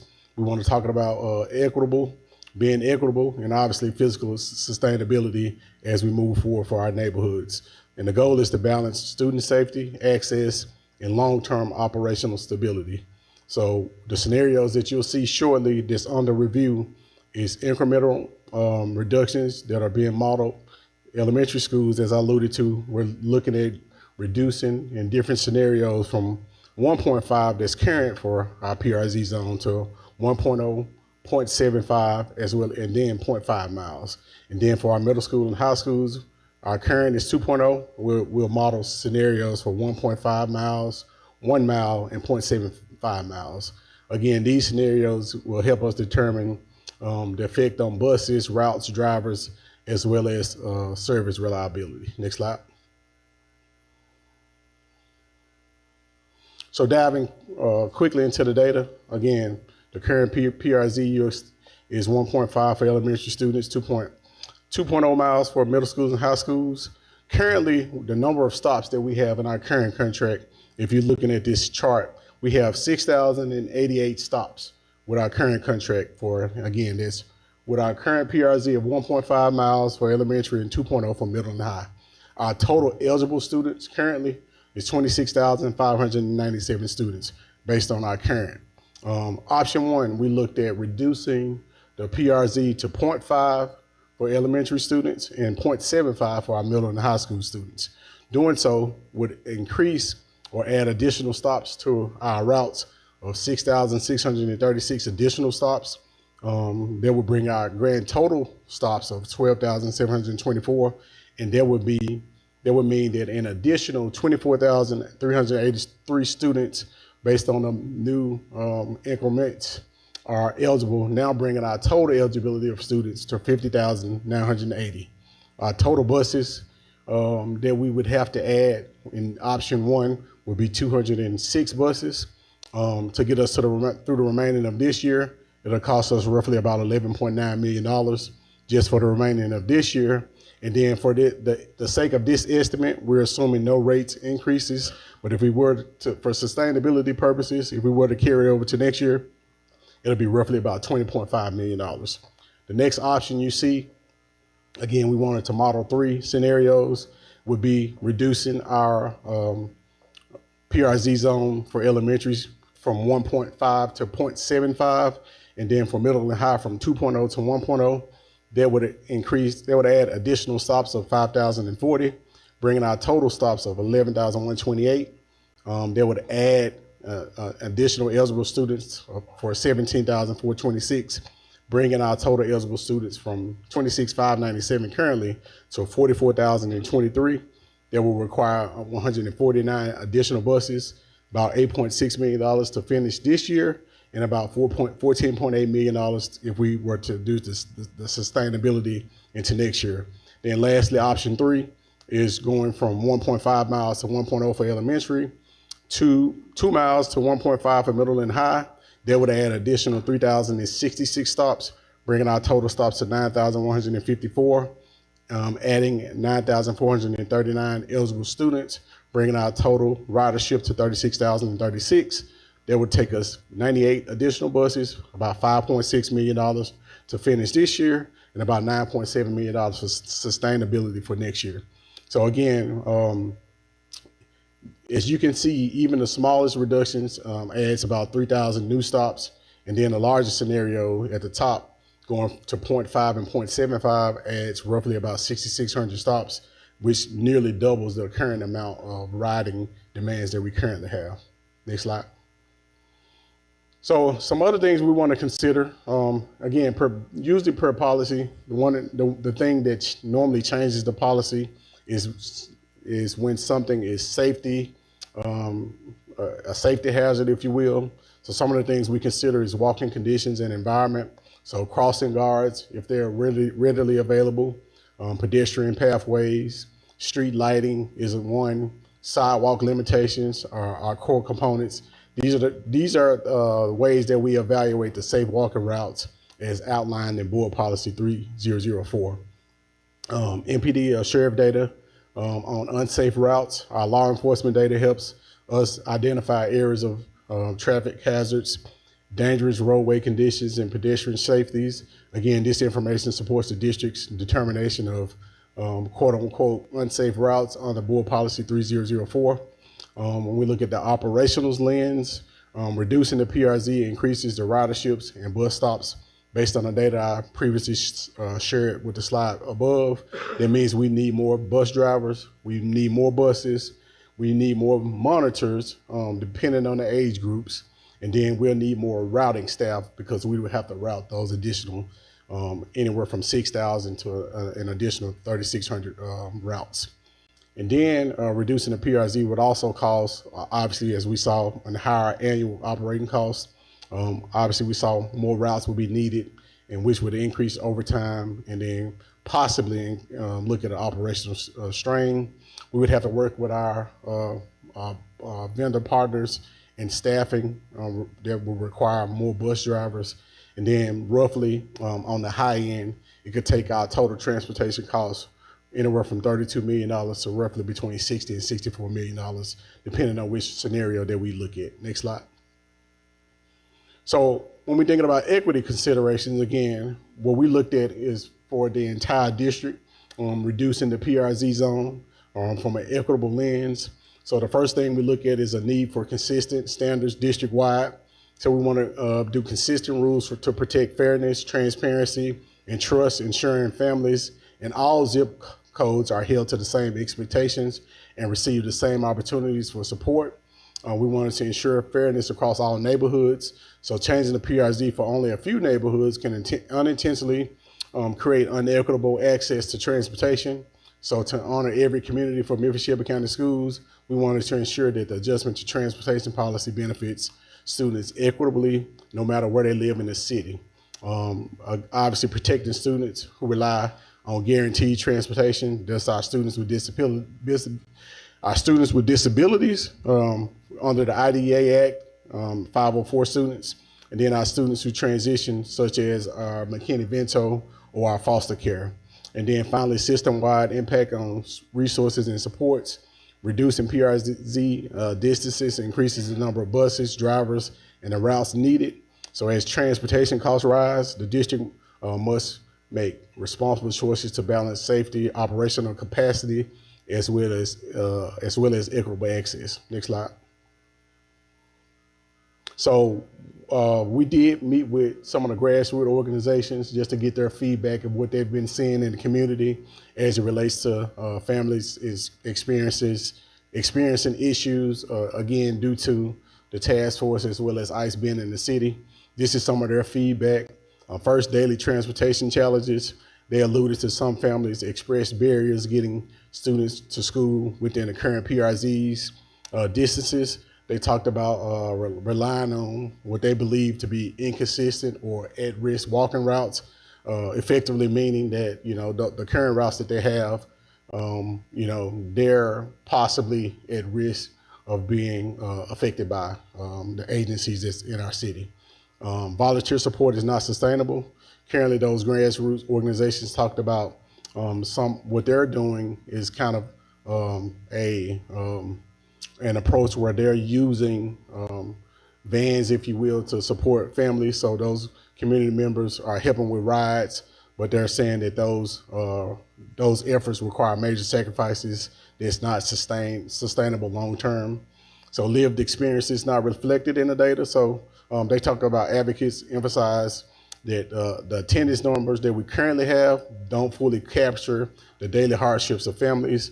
One of the things that when we look at the data, currently what we don't show in our current data is that those our immigrant students experiencing a lower attendance rates in our schools. Currently, when we look at the data, we don't see that in the current data. So student well-being concerns, unpredictable or stressful travel arrangements are affecting parents and the students' mental health as well as emotional well-being. And then lastly, a need for clear supportive communication. The families talked about wanting clear guidance on safety protocols, available supports, as well as any future transportation options. Next slide.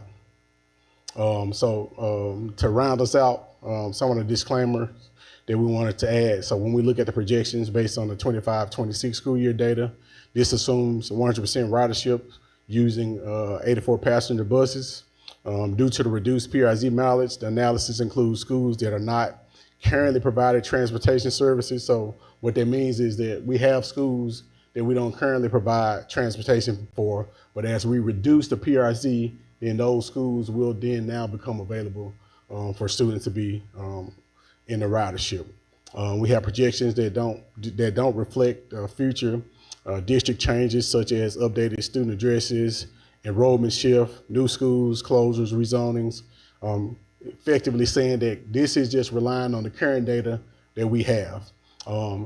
Currently, we have what's called a three-tier bus approach. That means that we do 715, 815, and 915. And one of the major reasons we do that is because, one, we have a limited number of bus drivers, as well as to reduce the cost in transportation. We have that three-tier bus system to be able to effectively increase or be efficient with our 26,000 ridership that we currently have. So looking at the pros of this presentation, obviously one of the pros is expanding transportation within the PRZ could increase student enrollment as well as attendance across access for the schools. Some of the cons, as you see us going through the data, is right now increasing routes would mean a driver shortage. We would need more drivers to do so. Some behavior concerns that we're looking at is when you add more riders and longer routes, behavior management needs may be something to consider. So one of the things that we have in our contracts is monitors on the bus. And one of the reasons why monitors are on the bus, in addition to supporting the SPED students, is to alleviate or effectively mitigate behavior concerns. I mentioned more monitors needed. There's no state funding for this. There will be no state funding for this increase. So when we had BEP, we had a per pupil allocation for transportation. Now under TISA, it's all rolled up. So increasing or decreasing the PRZ and increasing our ridership would mean that we would get more money from the state. And then the last thing is added staffing demands. As I talked about internally, we would need more, a few more staff to look at how we route the additional routes based on this. Next slide.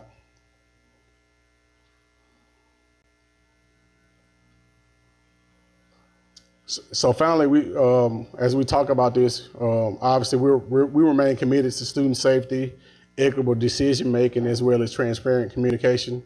So again, one of the things we wanted to bring to the board is this data as a consideration, not necessarily a recommendation.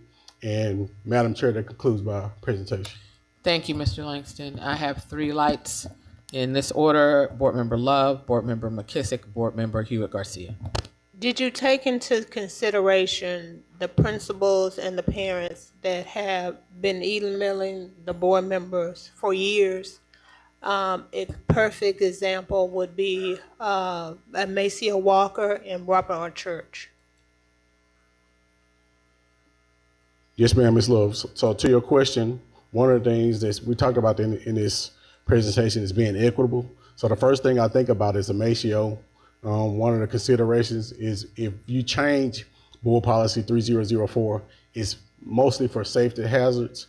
If we remember at Macia Walker that we talked about last year, and then the busy traffic, if this presentation would include all schools, so they would take into consideration every principal who has had a concern around reducing PRZ. The next question is, did anybody talk to the city of Memphis? Over 90, we only have 6 schools in Shelby County proper. Over 90% of our schools are located right inside of Memphis. Did anyone talk to them about funding? So, Ms. Love, I'll be transparent. We had talked to them. One of the things that we talked with the grassroots organizations about is if they talked with the city around using things like MATA, for, if you will. Obviously, the city has MATA. We haven't directly talked to them, but we wanted to bring this information to the board and look at anything for next considerations. You know how long it takes? I think Board Member Love, I think Dr. Richmond would like to make a comment. Yes, I would like to interject that we have spoken with MATA. We spoke with them on yesterday, but it wasn't in regards to this.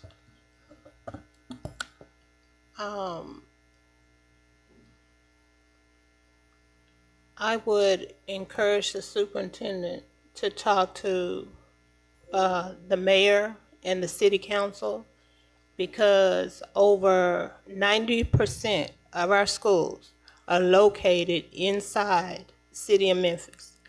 And they say they want to do a lot of things for the students, get them to school. That's it. Board Member McKissick. All right then. Thank you, Board Member Love. Madam Chair. To piggyback on that, though, I'm speaking from personal experience here when I talk about MATA and how it can be a game changer.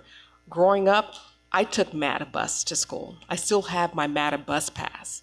And the school district worked with MATA, and I recall going into the auditorium and getting my picture taken and, you know, having this discounted bus pass that I would take to school every day. And I was like 9 years old when I first started taking the MATA bus by myself. It was a different time to school, and I took it into high school as well. So I lived outside of the school bus zone, and so I know it can be done. And we were actually piloting a program just a few years ago where we were signing, and I remember specifically going to Hamilton High School and signing up students for the MATA bus pass. And I'm encouraged by MATA now having this 90-day window of free transportation, because I think as a community, we have got to get beyond this as a socioeconomic statement, but simply a mode of transportation that anyone can take. I took MATA bus when I was in college. I'd come home, go to the Mall of Memphis on the MATA bus. So it's a freedom that we need to educate our children and our community on, of going anywhere you need to go. And hopefully MATA will, you know, get together and certainly improve the services there, and I think they're on that pathway. But we definitely need to follow up with MATA, with the city of Memphis, put your money where your mouth is in terms of supporting our young people. And we are in crisis, and I know we want to talk about equity, but we're in crisis with a very specific community right now. And so I hope we have a mentality of finding a way to yes, instead of all the reasons why no may crop up, and I know finances are a big way of it, but how do we find our way to yes to make this happen to protect students? I don't know if a matter of having central locations maybe where students can come and one bus comes to one location to pick up students. I don't know if that's another safety issue that may pop up for our students who are concerned about getting to school, but I really want us to exhaust finding a way to yes for expanding this opportunity, but also to work with the city. And MATA could be a part of it, helping them find money for their own selves, or some of our money from the school district, some of the money from the city, to pick up these students who need it. It can happen. I did it from grade school all the way through high school. Thank you. Board Member Hewitt Garcia. Thank you. The chart that says parental responsibility zones, that does the total eligible students. Option 1 says 50,980 students. Am I reading this correctly based on all the assumptions that over half of our kids are not eligible, don't go to their zone school then? Is that accurate? No, ma'am. I think It's like if you can they're go back, more than 2 miles? Or? Ms. Timberlake, if you can go back, remember PRZ only considers, obviously we're a district of choice. PRZ only considers students who are zoned to their home school. So I'm asking, half of our kids do not go to their zone schools. This data wouldn't tell this. This data would tell you that half of our students that are beyond 1.5 or 2 miles, if we reduce the PRZ, their parent is responsible for getting them to school. No, I'm talking about under option 1. Yes, ma'am. So there's only 50,980 students There that would live be within there would be 0.5 or 0.75 miles of middle of high schools. Oh, I got you. I follow Yeah. what you're saying. Yes, ma'am. So we're talking close to half of the district. Yes, maybe ma'am. I follow what you're saying. Yes, ma'am. When I do this math, though, we're talking about $400 per student per year who are bus eligible that we would be investing. If we're talking about equity, and I mean, I want to make sure we're also solving the right problem, which is showing up to school, chronic absenteeism. And this is just an example. If we concentrated on the 2,500 students who had a transportation stipend of $400, we put $1 million into it. Who are kids who need it the most? Our attendance data, our chronic absenteeism data is some of the best data we have. Our attendance data is great. So equity to me isn't necessarily, if you have a elementary school that already has 98.9% attendance rate, adding a bus route is not going to change their experience. We have concentrated areas of our district where kids are not getting to school.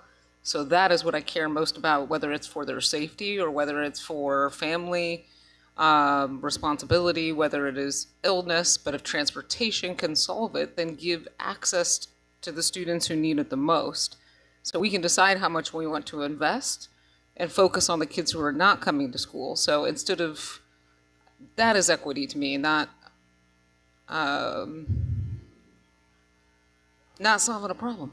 If there's no problem to solve, it's not money well spent or resources well spent, but we do know who our students are that need us the most to step up with transportation options. So I would propose we decide if we could see that chronic absenteeism number, we might be able to think at it differently. How would we want to spend $400 a piece on these students? Or then maybe go to the city and say, would you also put in $400 for each of these students? Because each day they miss, each day they come to school, we get about $300. This will pay for itself. So let's think about it differently. Thank you. Board Member Love, 1 second. This will be your second time. I want to say, piggyback on Board Member Hewitt Garcia. I think we need to be thinking about this possibly a little differently. How are we defining unsafe routes? And then how can we do a targeted approach for where we're finding high absenteeism, much like what you all did when you did the door knocking. You targeted those zip codes because you saw the high chronic absenteeism. So I think that's what we're talking about, is thinking about targeting where the needs are, as opposed to making this, because what this is, in my mind, is not equity, it's equality, which means everybody treated the same. Everybody doesn't have the same needs. So I'll piggyback on Board Member Hewitt Garcia's that consider, and also Board Member McKissick, consider how we get to yes in a truly equitable way, but targeted for what we actually need. And then also with our community organizations, working with them collaboratively to push the city to do these things, to work with us to ask them to fund these things as well. So I really would like us to think creatively around this, because I think that was the tone and tenor of the resolution. It wasn't, we just want to change the PR zones for everyone. We wanted to focus in on attendance and getting our attendance up and being very targeted about that. So I just wanted to make sure that you understood where the board was coming from. All right, Board Member Love. I like what Amber Garcia said. How many kids miss the bus? You don't have to give it to me right now, but I like where Amber Garcia is going. How many kids miss the bus on a continuous basis? And what is it costing us for those children to be absent day after day? I also wanted to add that our transportation team, we do partner with MATA, so we do provide MATA. Matter of fact, I got quite a bit of MATA bus passes in my office. We do provide MATA bus passes to our students that go to alternative schools as well as our students who identify as homeless or our McKinney-Vento students. So we do provide bus passes through Matter for those students currently. Well, there's lots of other students out there. I didn't fall into either one Board of those Member categories. McKissick, I got somebody before My you. apologies. Hold on for He a was second. looking at me, so I had to. Stop looking at her. Okay. All right. Do you want to speak? I'll let you speak after Board Member Murphy. Do you need? Okay, Board Member Murphy. I just have one question. How many of these buses are on time? Because these buses get these kids to school late.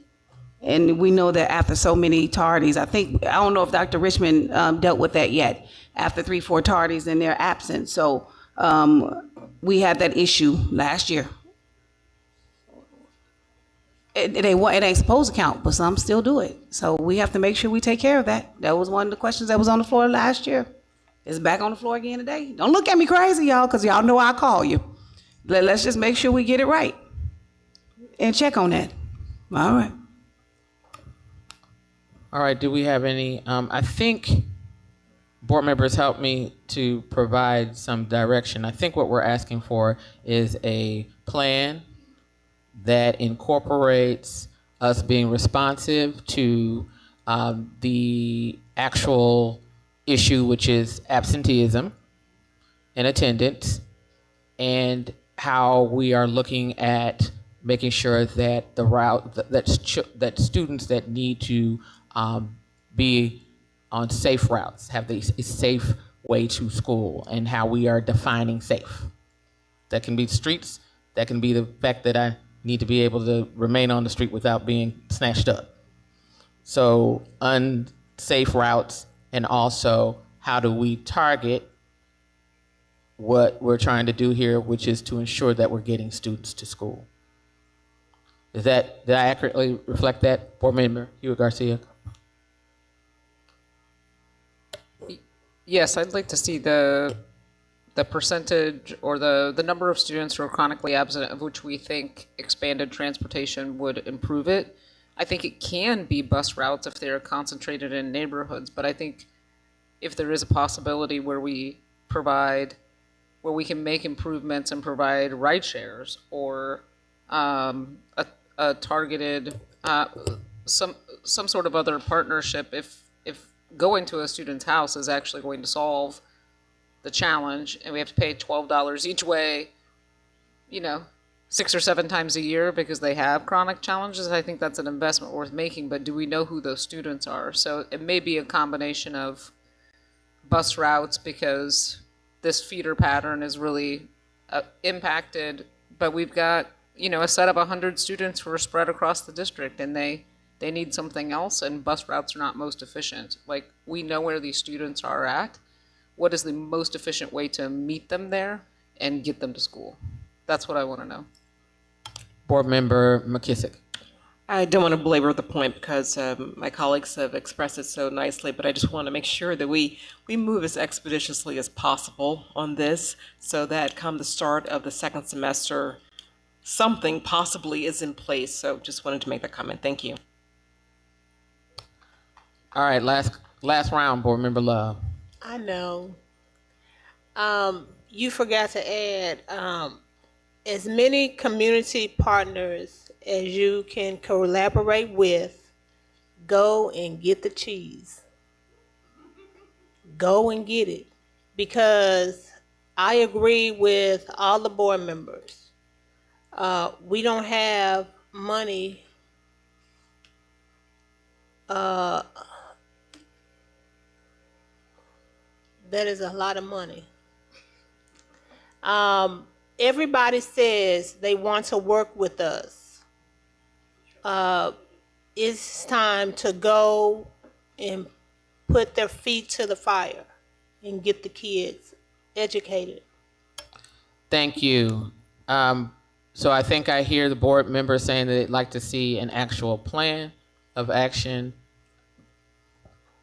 Board members, 30 days, 45, what are we talking about? Dr. Richmond, what is reasonable? The team and I will do what the board has requested us to do. What's being requested is challenging. It may seem easy, but it's extremely challenging. And so I want to be clear that the board is asking us to go to other governmental entities and ask for an investment. That's what I just heard. So the team and I will be preparing a budget to see if that's what the board would like for us to do. Also, when you look at chronic absenteeism and just absenteeism in general, it's fluid. It could fluctuate from school to school. We could put measures in place that help us improve at school A next month. And so that school improves, but then school B may drop the following month. So we could put the transportation in place and it could help, but we could possibly have another school that experiences the same thing. We also have students that are highly mobile who move 2 or 3 times a year. So the same student that we're putting transportation in place for could move to another location. And then we could see a dip there. But we will do as the board has asked. I will also share with the board that this year we're putting out for RFP, our transportation will be going out, I want to say this month. I think it's going out tomorrow for RFP, our transportation, because we're needing a new contract. So again, and we're currently paying what 32 million, Tito? So it's currently 32 million, which means it's probably going to increase. And so we'll do what the board has requested us to do, but I just want the board to understand some of the challenges that this will allow for. Board Member Hewitt Garcia. We're not asking you to go to government entities before we approve a plan, so you did mishear that. I think I understand the challenges that you're talking about, but there has to be, we may not improve or change the trajectory of every student who is chronically absent, but there are broad strokes that we can take, and the board we can put a limit on the amount. We could say we want to spend $1 million on this. What would be the best use of these dollars? Like, I think that is up to us. What is a responsible amount of money based on our reserve? What return we would get from that attendance increase? I do think it is fine with me, at least immediately. I do think we do have a couple schools where attendance for our immigrant students is impacted. You shared that with us in a follow-up, focusing there because that is chronic absenteeism. But then seeing if this investment is actually working, and then we could scale that.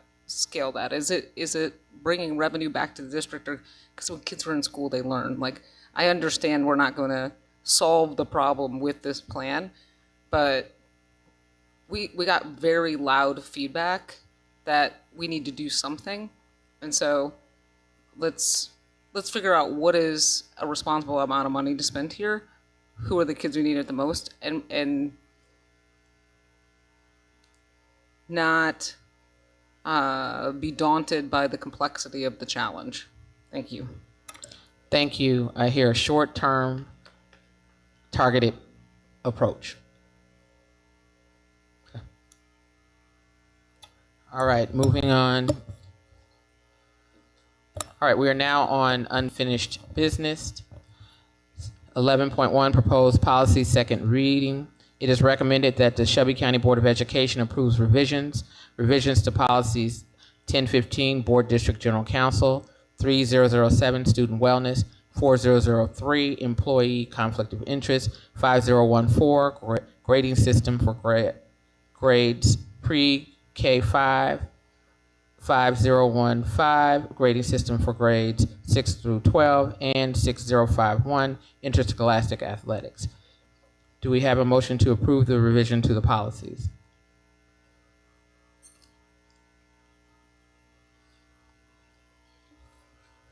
Am I in the wrong place? Yeah.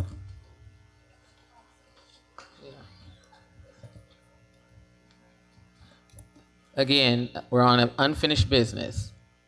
11.1, the proposed policies, second reading. Revisions to policies 1015, Board District General Counsel, 3007, Student Wellness, 4003, Employee Conflict of Interest, 5014, Grading System for Grades Pre-K through 5, 5015, Grading System for Grades 6 through 12, and 6051, Interscholastic Athletics. Do we have a motion to approve the revision to the policies? I move to approve the revision to the policy. Do I have a second? Second. It's been moved by Board Member Murphy and seconded by Board Member Hewitt Garcia. Mr. Jenkins, please call a roll call vote. Board Member McKissick. Aye. Board Member Garcia. Aye. Board Member Porter. Board Member Murphy. Aye. Board Member Love. Aye. Board Member Otay. Aye. Board Vice Chair Coleman. Board Chair McKinney. Yes. You have 7 in the affirmative. Thank you. The motion passes. We're moving on to the next section, new business, new board business. Proposed policies, first reading. It is recommended that the Shelby County Board of Education approves suspension of Section A1 of Policy 1005, Superintendent Evaluation, from December 2nd, 2025 through January 27, 2026. We will need to suspend the rules to adopt the suspension of this Section A1 of the policy, so we'll need to do that first. So let me first ask, is there a motion to suspend the rules? I move to suspend the rules. Do I have a second? Second.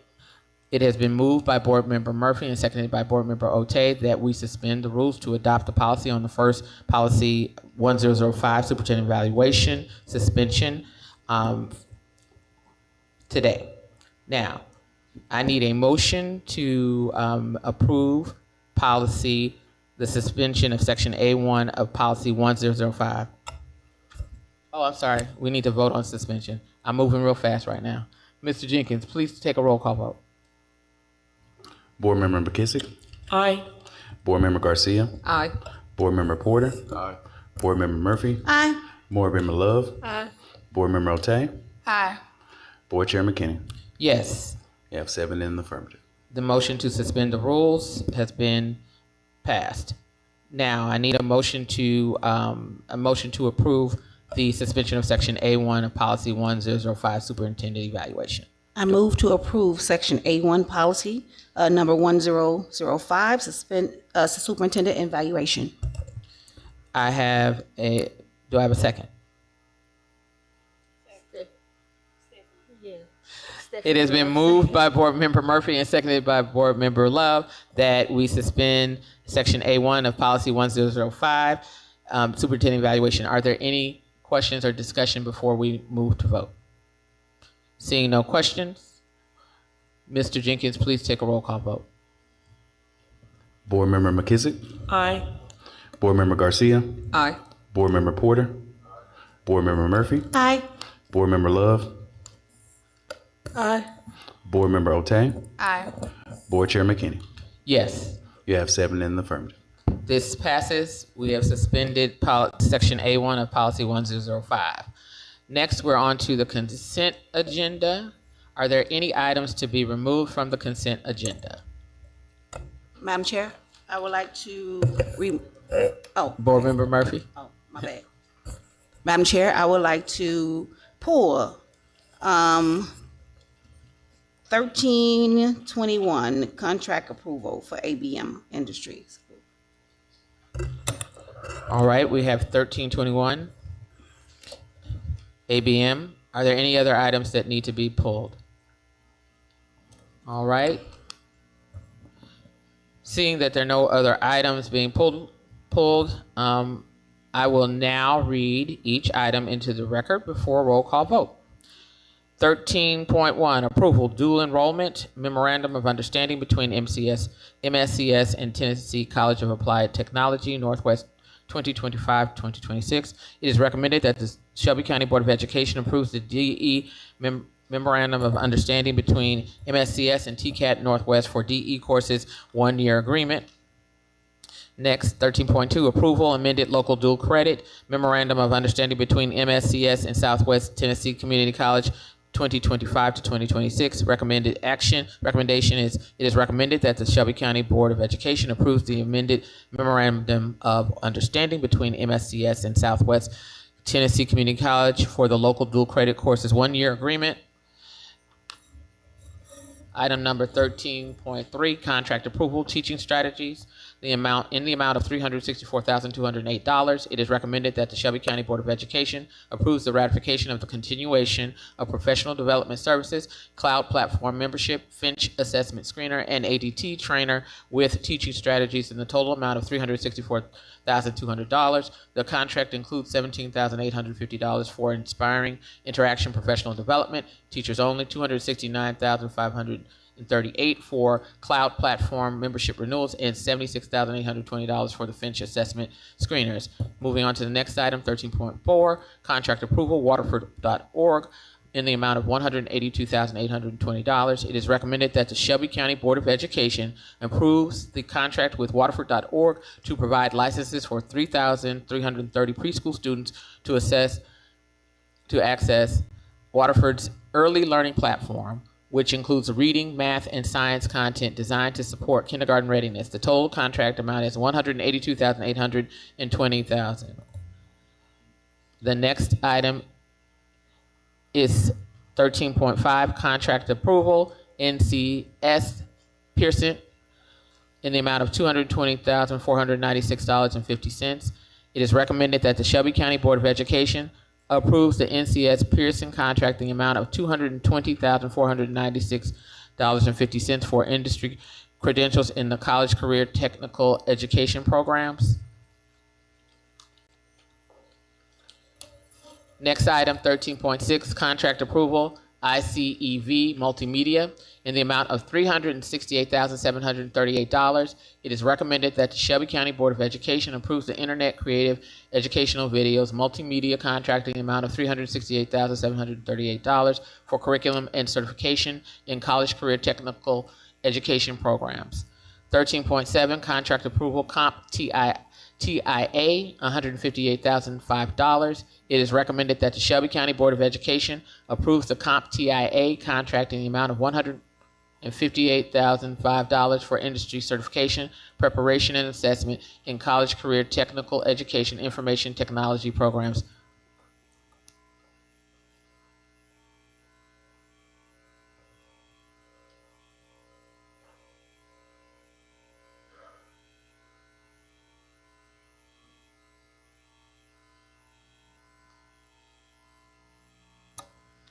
Next item, 13.8, contract approval, Career Safe, $140,000. It is recommended that the Shelby County Board of Education approves the Career Safe contract in the amount of $140,000 for Level 1 OSHA 10-hour certification in college career technical education programs.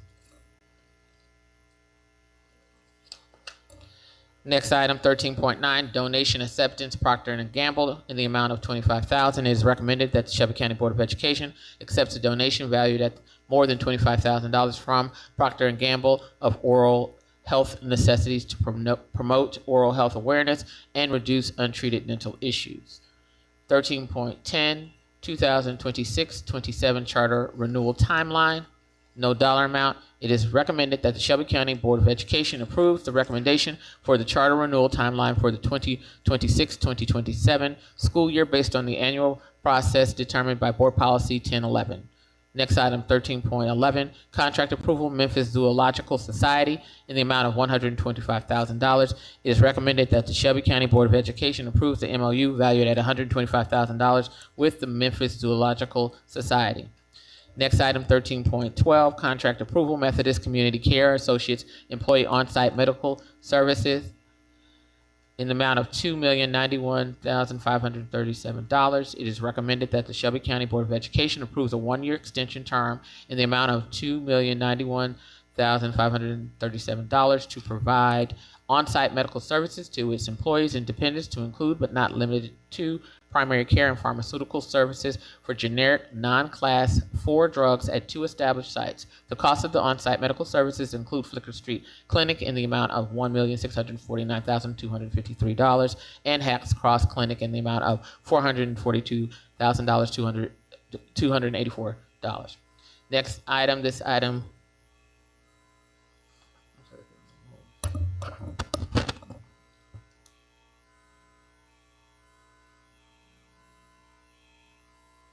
Okay. I'm going to suspend reading of the consent agenda and allow Board Member Murphy. Thank you, Madam Chair. I would like to pull item number 1313, contract approval for Dell Endpoint Protection. Thank you. That item has been removed, and we're moving on to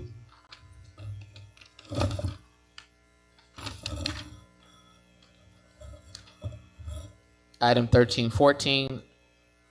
Approval, Diligence Corp., $275,000. It is recommended that the Shelby County Board of Education approves the ratification of purchase order number 2612425 for Diligence Corporation in the amount of $275,000. This request is for the Firewatch Security Service for the remainder of the 2025-2026 school year and is based on RFP number 032525DW, Master Contract 2025 0627. Next item, approval, Singer Hotel and Restaurant Supply in the amount of $116,456. It is recommended that the Shelby County Board of Education approves the award to Singer Hotel and Restaurant Supply for $116,456 for 20 slide-in steam tables. This was based on Ion Wave bid number 2356 DEM.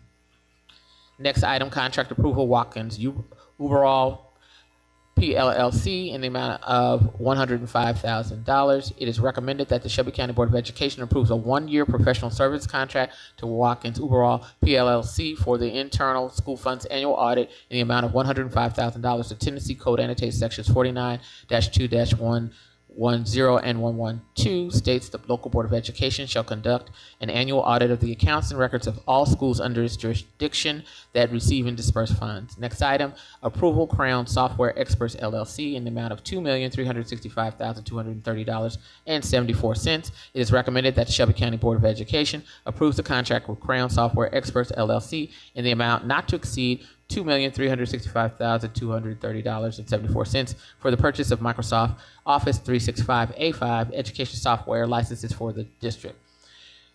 Item 13.18, contract renewal, Hess Facilities, in the amount of $8,342,404.16. It is recommended that the Shelby County Board of Education approves the 1-year contract renewal from January 1st, 2026 to December 31st, 2026. Is that 2027? Okay. December 31st, 2027 with Hess Facilities in the amount of $8,342,404.16 to provide custodial services for all district facilities in the Southeast region. Contract renewal, Parku LLC in the amount of $9,249,811.11. It is recommended that Shelby County Board of Education approves the 1-year contract renewal from January 1, 2026 to December 31st, 2027 with Parku LLC in the amount of $9,249,811.11 to provide custodial services for all district facilities in the Southwest region. Next item is been removed. 13.21, contract renewal, Service Master Clean LLC, $10 million in the amount of $10,576,651.45. It is recommended that the Shelby County Board of Education approves the 1-year contract renewal from January 1st, 2026 to December 31st, 2027 with Service Master Clean LLC in the amount of $10,576,651.45 to provide custodial services for all district facilities in the Northeast region. Next item, contract approval, district-wide chiller preventative maintenance services in the amount of $474,742. It is recommended that the Shelby County Board of Education approves the contract with Ewing, Kessler, Inc., Carrier Corporation, and Integrity Mechanical Solutions for the district-wide chiller maintenance services. These are one-year contracts totaling $474,742. Each contract includes 2 one-year options to renew.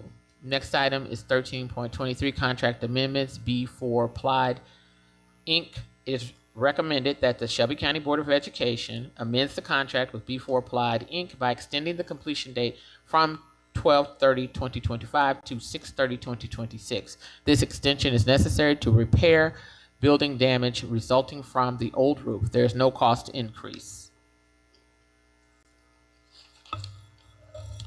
Next item, approval, Zayo Inc. in the amount of $2,102,650.37. It is recommended that the Shelby County Board of Education approves the contract with Zayo Inc. for the intercom replacements at 7 schools for $2,102,650.37.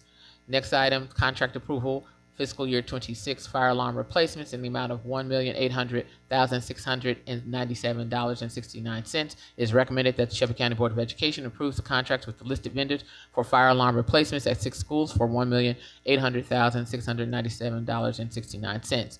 Next item, memorandum of understanding between Shelby County Sheriff Department and Memphis-Shelby County Schools. Dollar amount none. Recommendation, it is recommended that the Memphis-Shelby County Schools Board of Education approves the memorandum of understanding between the Shelby County Sheriff's School Resource Officer Program and Memphis-Shelby County Schools. Next item, fiscal year 26 November budget amendment. Recommendation, it is recommended that the Shelby County Board of Education approves the November 2025 budget amendment resolution. Next item, 2026 legislative agenda. It is recommended that the Shelby County Board of Education approves the 2026 legislative agenda draft review.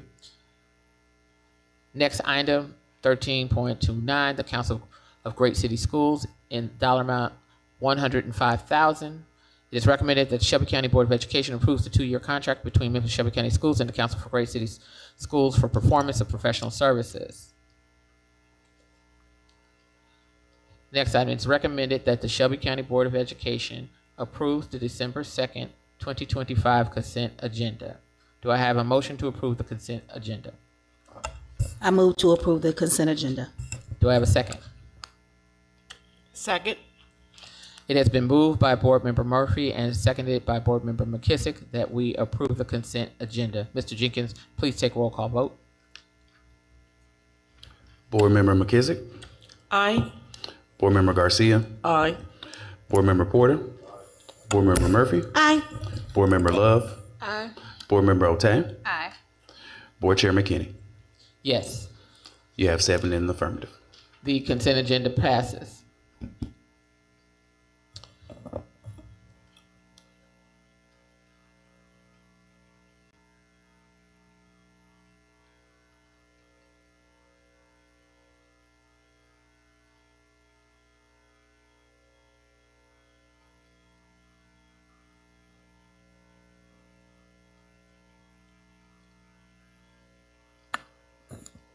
All right, we had one pulled item, 2 pulled items, I'm sorry. The first one was 13.21 and the other one was 1313?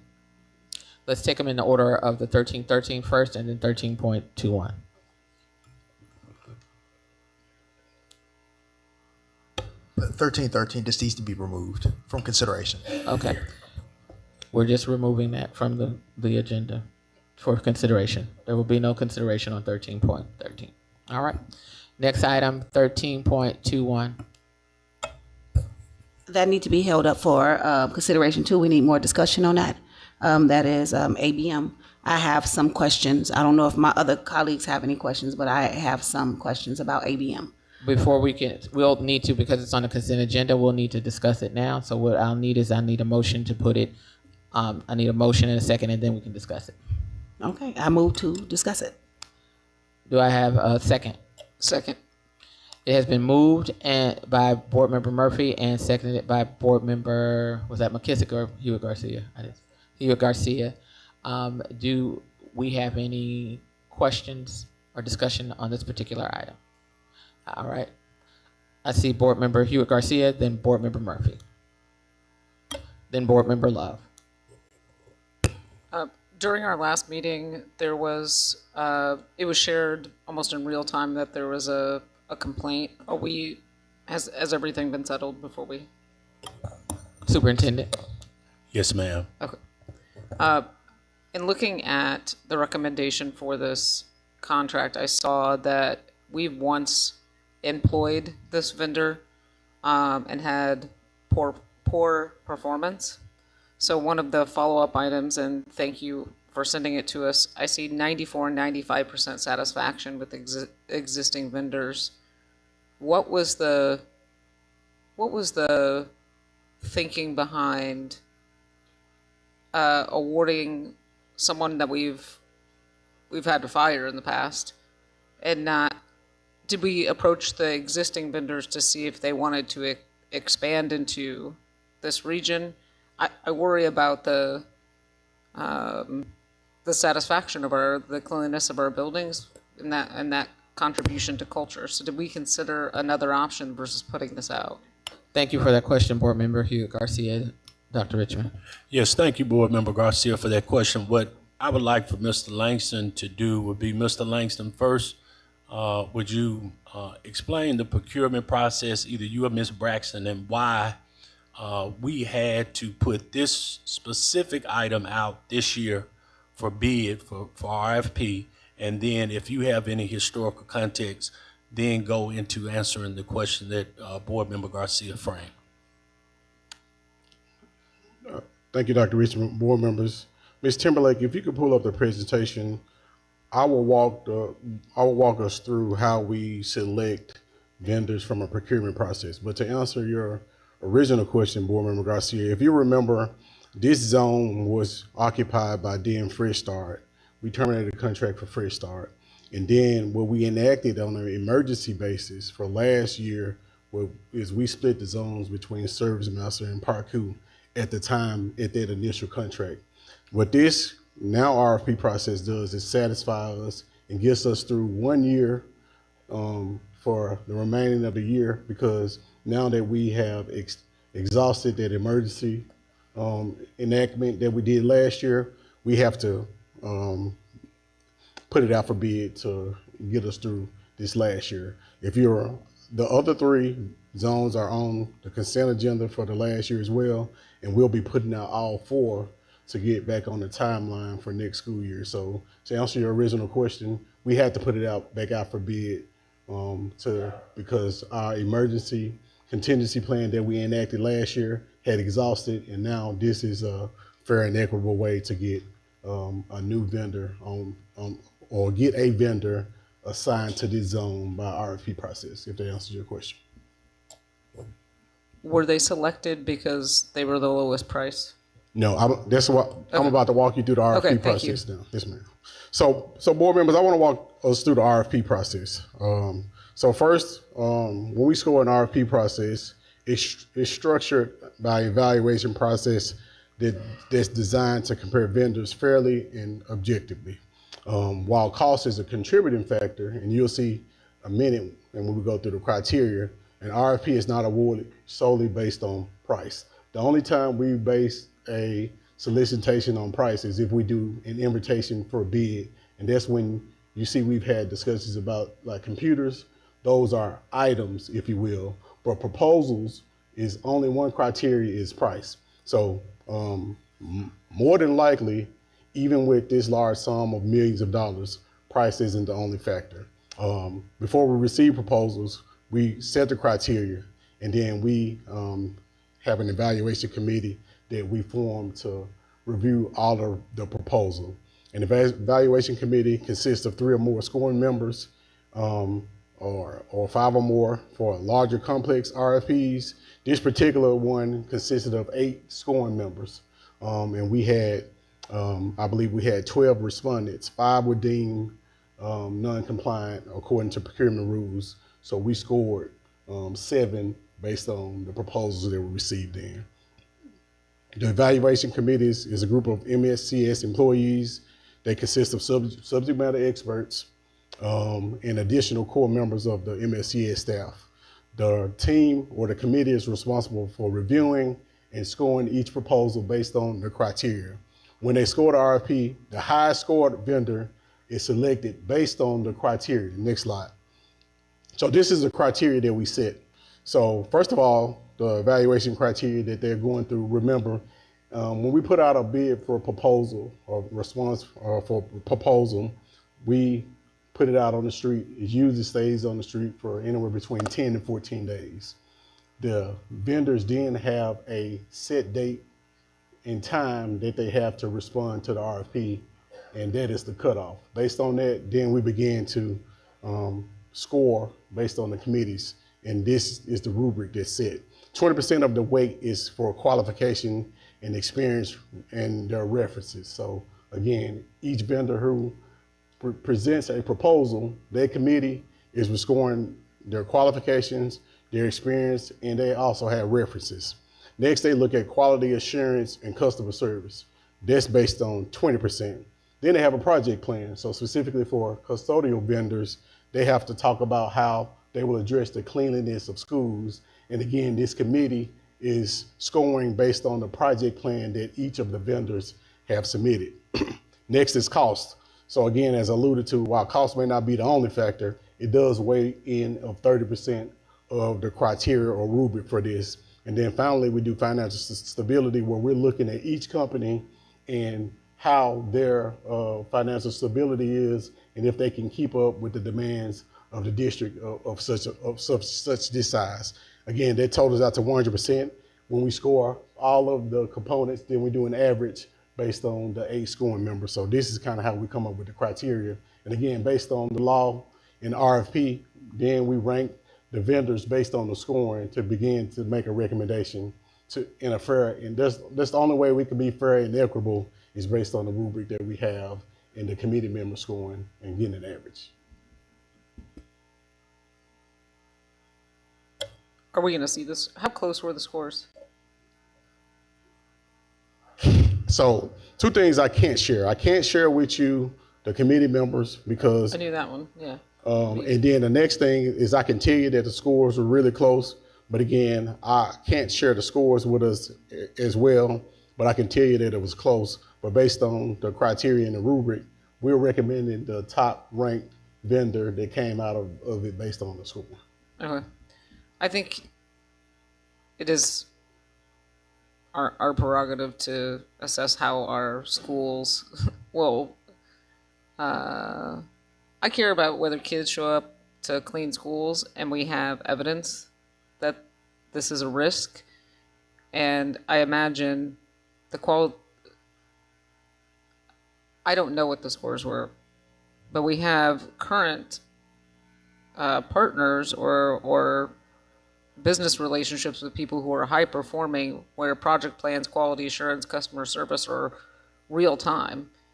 Like, I guess that would be a curiosity I have. If they're that high performing, how do we highly score someone who we've both fired and does not have data in the last 10 years about what's actually happening under a system that we've improved in the last 2 years? So that's my concern, because I don't want to be here in 3 months because we're getting emails every day about our schools not having staff show up, or they're coming into dirty schools, when we know that we have people who can perform and not have that be the reality. But I don't want to make a mistake when we see we've done it before. So those are my concerns. Board Member Murphy. Thank you, Madam Chair. I don't know how they ranked. I don't know who did this evaluation criteria thing. I don't know how they ranked, because as Commissioner Garcia just said, we fired them. They were poor. They didn't do well for us. They didn't do well for Williamson County. Poor performance. They didn't do well for DeSoto County. Poor performance. The last thing we need is another fresh start event to happen where we have to rush and put people in position to clean these schools. We don't need last minute moving things around and moving companies around to keep this zone cleaned I don't want that, and I don't need that. I don't know how many they represent. I don't know how many people coming in to represent, but I do know that this company is not for our zone. It is not for our district because they had a poor performance before, and I'm quite sure they probably gonna have another poor performance again. That's just my concern. We need our kids to be safe. We need clean schools. We don't need our kids coming home with flu virus and all the germs that they spread around because our schools are not properly cleaned. So I just want to make sure that we move in excellence. And the only way to move in excellence is that we minimize the companies that we know that's not going to do good for our kids, that's not going to do good for our district. To move in excellence, we work with excellence. And this is not excellence. Thank you. Board Member Love. Garcia asked most of my questions, but who made the rubric? So the rubric is made by, again, it's a combination of the procurement team and the subject matter experts that makes the rubric. In my professional opinion, the rubric is a fine rubric based on this. Now, again, the committee is responsible for scoring a proposal. Again, every vendor has an opportunity to put their best foot forward. That's the only way you can be fair and equitable is you submit your best proposal for the committee to then weigh in on. So there's the rubric is, again, in my professional opinion, a fine rubric. I don't believe so. Because financial stability, 5 points, 5%. The cost is 30%. We are discussing a vendor that's the lowest bidder. How many schools did Fresh Start have under our contract? I want to say, Michelle, you may have to help me. I want to say 36, 37, possibly. And again, this isn't the lowest bidder. Again, it's not based on price. This is not necessarily the lowest bidder. This is the highest ranked vendor according to the rubric. I just wanted to clear that up. Doesn't mean that their cost was the lowest. It just means that 30 schools. Yeah, I want to say anywhere between 36 and 40 schools. How much did Fresh Start bid their contract? Roundabout. I want to say off the top of my head, it was around $7.8, $7.9 million. And they have the same contract? They have the same amount of schools. Again, the two necessarily doesn't have to be the same. How many employees did Fresh Start have? Roughly 175 employees, I want to say. And how many employees does ABM have? After the bidding process, they're going to have roughly about 182 employees. I agree with the board members. I was on the board when ABM was not doing a good job. And the services that I see now are way above the vendor that we're discussing. The schools are clean in my district. They're clean. I go to a lot of schools outside of my district, and they're clean. The board is responsible for this contract. Thank you. Board Member Porter, Hewitt Garcia, Murphy, McKissick.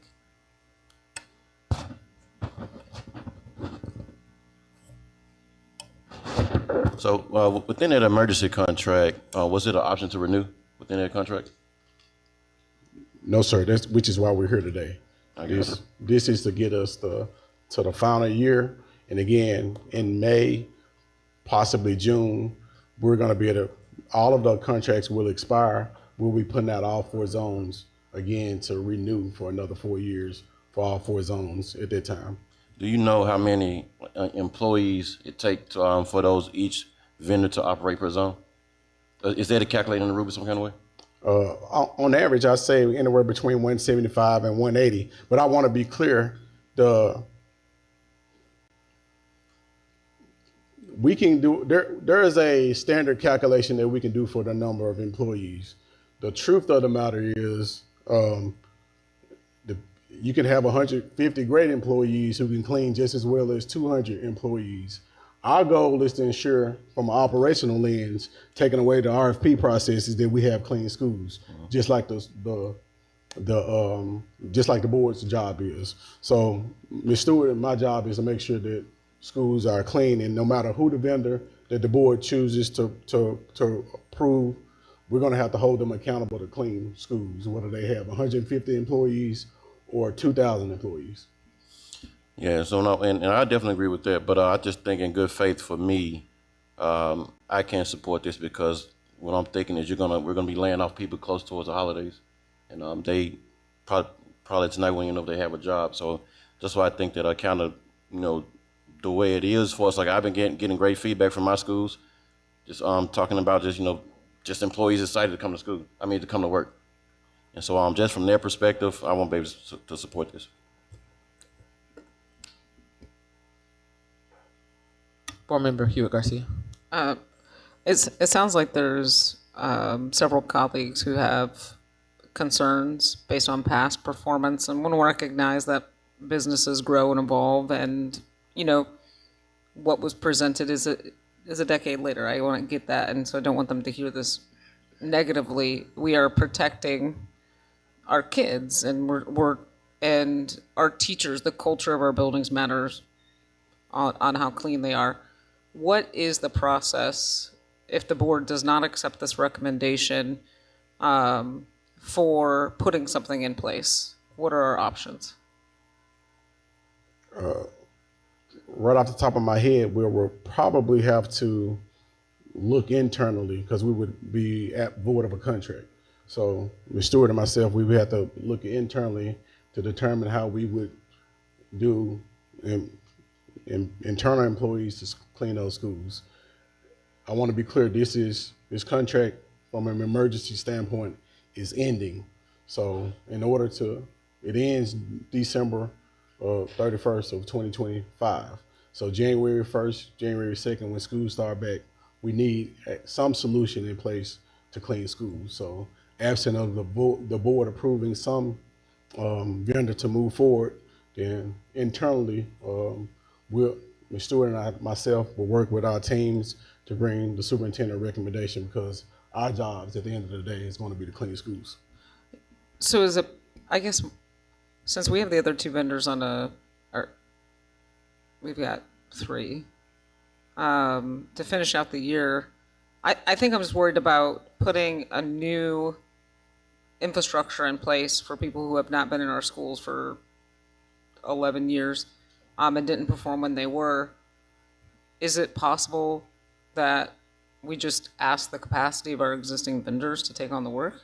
Or is that required a emergency contract in and of itself? Or an amendment to their current contracts?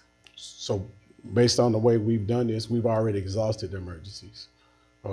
Again, from my lens, what we'll be looking at is, from a fair and equitable standpoint, is looking at doing something internally, because we've exhausted our emergency options for this contract. So we will have to find Memphis-Shelby County School employee capacity if we do not approve this. That's the first thing that's coming up in my mind. Now I can go and work with the legal counsel to see if there's any other options that we can enact. But again, we enacted an emergency basis based on Fresh Start leaving. And we knew this was ending December 31st, 2025. The committee has brought forward the recommendation for a vendor. The board has its right to approve it up or down. And then again, it's our job to support schools being clean. So based on the knowledge that I have now, I don't see how we can equitably move forward unless I can get with the general counsel to come up with another solution. I mean, what I don't want to happen is they don't get cleaned if we don't take action tonight. I know this is our last board meeting, but I know I would like there to be a discussion with general counsel if we have these concerns, and if I am a teacher, a 20-year teacher, and said they employed them again, that's why none of them remember anything, right? Like it is our job to look at the past performance, and if we have other options, approving this seems like we've forgotten our own mistakes here. So so I would like general counsel, and if we have to come back and make sure that we have something in place for January, then I think we reconvene if we need to.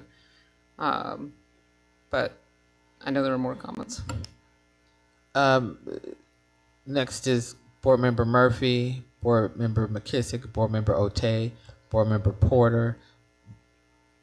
And then I believe we will need to confer with general counsel on options. So let's go through those yet. I want to hear what you all have to say. Wow. So Murphy, McKissick, Otey, Porter. Thank you, Madam Chair. I'm gonna make mine short. Let me give clarity. Thank you, Amber, for that. Let me get clarity. If our schools are not properly cleaned and sanitized, that's when viruses reach our children, when they touch stuff and they touch somebody else. So I want to make sure I had clarity on that one. Number two, all money ain't good money. My mama always used to say that. All money ain't good money. So just because they bid it low don't mean they're going to do a good job. That's number two. Number three, we do not want to be back in the news for the same thing we were in the news last year for, that we have to now find somebody else to clean this zone because they haven't done a good job or they walked off. We don't need to be back in the media for that. So we have to be careful when we make decisions for our children and who's cleaning these schools to make sure they are safe and that their health is in good condition. So it's a lot of things play a part in this. And so that is why I'm adamant about we need to come up with something else, another suggestion, general counsel, whatever we need to do it. Thank you. Board Member McKissick. Thank you, Madam Chair. Initially, I just wanted to say I wanted to call the question, but so what does Dr. Richmond, whomever you designate, what does ABM say about their service and what everybody is saying about their service? I mean, if this was something from 10 years ago, I'm just, that's a long time ago. So what are they saying about who they are and what they are right now?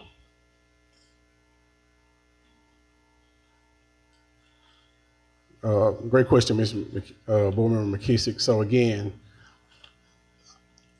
based on the committee's response and their proposal, the committee is formed to hear the best proposals that all vendors have bring forward.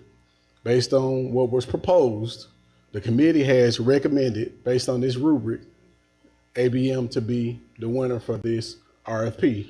So based on that, the committee has said that ABM is the top rated vendor. Thank you. So is there any sort of contingency or out clause in this 1 year contract, 1 year, to mitigate any concerns that may pop up during the course of this year in terms of the cleanliness of the schools? Yes, ma'am. Yes, ma'am. We have contingency in all of our contracts for our vendors. So if, just like we had with Fresh Start, our job is to hold any vendor that is in our schools accountable to services. If they can't render the service, no matter who it is, then one, we'll hold them accountable. And if they eventually can't cure any situations, if they arise, then we'll be bringing before the board another option to solve for schools if we were to move forward. Okay, thank you. So what I'm asking of my colleagues then, just in light of a rock and a hard place situation that apparently we're in right now, 1 year contract, there's some clauses along the way saying to come down on them, but this is if we're concerned about issues that were documented a decade ago. I'm just inclined at this point to support this recommendation by the administration. Thank you. Board Member Ote, and then Porter. I think many of my colleagues asked several of the questions. I'm going to try to go and see which one they didn't ask. So there was absolutely no option to move forward or renew the current whoever is currently cleaning those places, the schools, right? Absolutely no option, right? We exhausted that option on an emergency basis last year. So in a fair and compliant way, we have to put it back out for bid to So be the in answer compliance. is Yes, ma'am. no. That's correct. Okay. And then, so how long does it typically take when you're hiring new staff, which is December 2nd right now, and getting equipment and all that? How long does that typically take for a new vendor to do that? Background checks?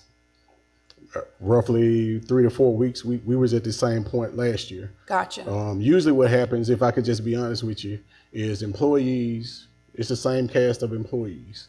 They just change one shirt and go to another one. If we change vendors, that's usually what happens. But they do have to go through the process. They Background still do have checks, to go through everything the takes 3 to background 4 check. weeks. School will be back in it by that time. They do have to Okay. go through the background check. Yes, Gotcha. ma'am. Okay, thank you. Board Member Porter.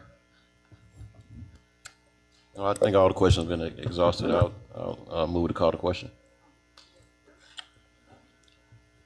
Second. Doesn't. All right, I have a call for the previous question. It's moved and seconded. Moved by Board Member Porter, seconded by Board Member McKissick. This motion is non-debatable. Those in favor of ordering the previous question,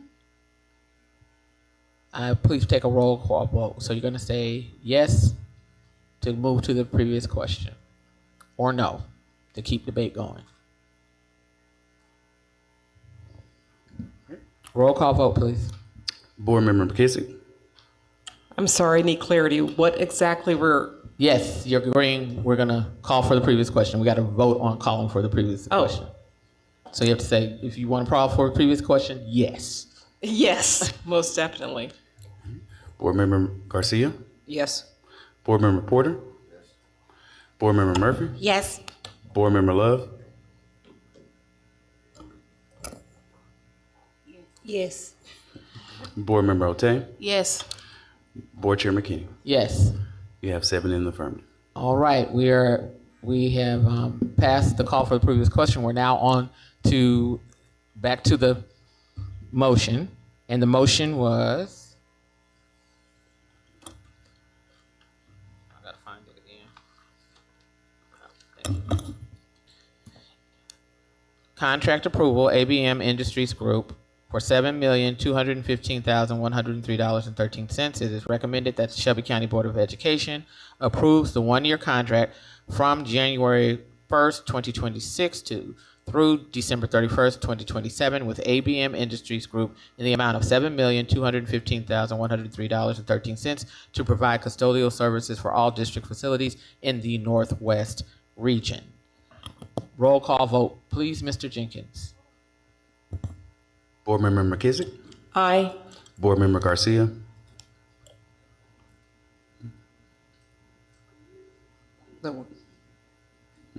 No. No. Board Member Porter. No. Board Member Murphy. No. Board Member Love. No. Board Member Ote. No. Board Chair McKinney. Yes. You have 2 in the affirmative and 5 nays. The motion fails, and the ABM Industries Group contract is not approved.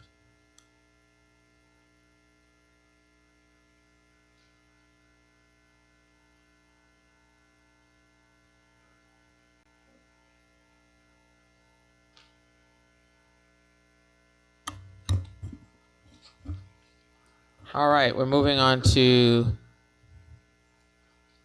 request for action, 14.1, resolution approval, a resolution of the Shelby County Board of Education delegating authority to the superintendent to pursue an advanced legislative proposal. Recommendation, it is recommended that the Shelby County Board of Education approves the resolution authorizing delegating authority to the superintendent to pursue an advanced legislative proposals. Do I have a motion to approve this resolution? I move to approve the resolution. Do I have a second? It has been moved by Board Member Murphy, seconded by Board Member Otey. Roll call vote, please, Mr. Jenkins. Oh, I'm sorry, before roll call vote, any questions? Seeing no question, oh, one question. Board Member Love. What is the urgency of this resolution? Board Member Love, we discussed this during November 18th board committee meetings, I believe, and the request from the policy office and legislation was that we are getting ready to start the legislative season in January, prior to us coming back to the for a meeting, and this is also so that if the General Assembly is fast-paced, and so if there is something that occurs, the staff can move quickly on it, and then in the resolution you will see that it says they will immediately let us know what they're doing. Thank you. Any other questions? All right. Seeing no additional questions, Mr. Jenkins, please take roll call vote. Board Member McKissick. Aye. Board Member Garcia. Aye. Board Member Porter. Board Member Murphy. Aye. Board Member Love. Aye. Board Member Otey. Aye. Board Chair McKinney. Yes. You have 7 in the affirmative. The resolution passes. Moving on to the next item of business is 2025 LEA Compliance Report. It is recommended that the Shelby County Board of Education approves the 2025 LEA Compliance Report. Do I have a motion to approve 14.2? I move to approve the resolution. Second. I'm sorry, compliance report. It has been moved by Board Member McKissick and seconded by Board Member Murphy. Is there any discussion? I think I see Board Member McKissick. Oh, that wasn't for that? Okay. No discussion. Okay. All right. All right. Seeing no discussion, roll call vote, Mr. Jenkins. Board Member McKissick. Aye. Board Member Garcia. Aye. Board Member Porter. Board Member Murphy. Aye. Board Member Love. Board Member Otey. Aye. Board Chair Coleman. Yes. You have 7 in the affirmative. This passes. Moving forward to 14.3, MOU Memorandum of Understanding with MSCS and TEA. It is recommended that the Shelby County Board of Education approves the Memorandum of Understanding between the Shelby County Board of Education and the Memphis-Shelby County Education Association and United Education Association of Shelby County. Do I have a motion for item 14.3? I move to approve the memorandum of understanding between MSCA and TA. Second. It has been moved by Board Member Otey and seconded by Board Member Murphy. Mr. Jenkins, do we have any discussion? No discussing, no discussion. Roll call vote. Vote, please, Mr. Jenkins. Board Member McKissick. Aye. Board Member Garcia. Aye. Board Member Porter. Board Member Murphy. Aye. Board Member Love. Aye. Board Member Otey. Aye. Board Chair McKinney. Yes. You have 7 in the affirmative. This passes. Next item, 14.4, Treadwell Middle School Kids First High Dosage Tutoring Services for ELA and Math Grant in the amount of $118,000, tag 5.0 grant. It is recommended that Shelby County Board of Education approves the purchase to Kids First Education LLC in the amount of $118,000 for tutoring services that include ELA high dosage tutoring for 40 sessions at $1,475 per session, totaling $59,000, and math high dosage tutoring for 40 sessions at $1,475 per session, totaling $59,000. Do I have a motion to approve item 14.4? I move to approve item 14.4. Do I have a second? It has been moved by Board Member Murphy and seconded by Board Member Otey. Is there any discussion? Seeing no discussion, Mr. Jenkins, please take roll call vote. Board Member McKissick. Aye. Board Member Garcia. Aye. Board Member Porter. Board Member Murphy. Aye. Board Member Love. Board Member Otey. Aye. Board Chair McKinney. Yes. You have 7 in the affirmative. Item passes. Moving to the next item, 14.5, 2025 Donation Acceptance Service Master Facilities Maintenance Winter Clothing Initiative. Donation is valued at $20,000 or above. It is recommended that the Shelby County Board of Education accept a donation valued at $20,000 from Service Master Facilities Maintenance for winter wear for students to promote attendance awareness and reduce barriers by providing students with the resources that they need. Do I have a motion to approve item 14.4? I move to approve item 14.4. Do I have a second? Second. It has been moved by Board Member Murphy and seconded by Board Member McKissick. Is there any discussion? Seeing no discussion, Mr. Jenkins, please take roll call. Vote. Board Member McKissick. Aye. Board Member Garcia. Aye. Board Member Porter. Board Member Murphy. Board Member Love. Aye. Board Member Otay. Aye. Board Chair McKinney. Yes. You have 7 in the affirmative. Item passes. All right, seeing that there is no further business, this meeting is now adjourned. Happy holidays and Happy Merry holidays. Christmas.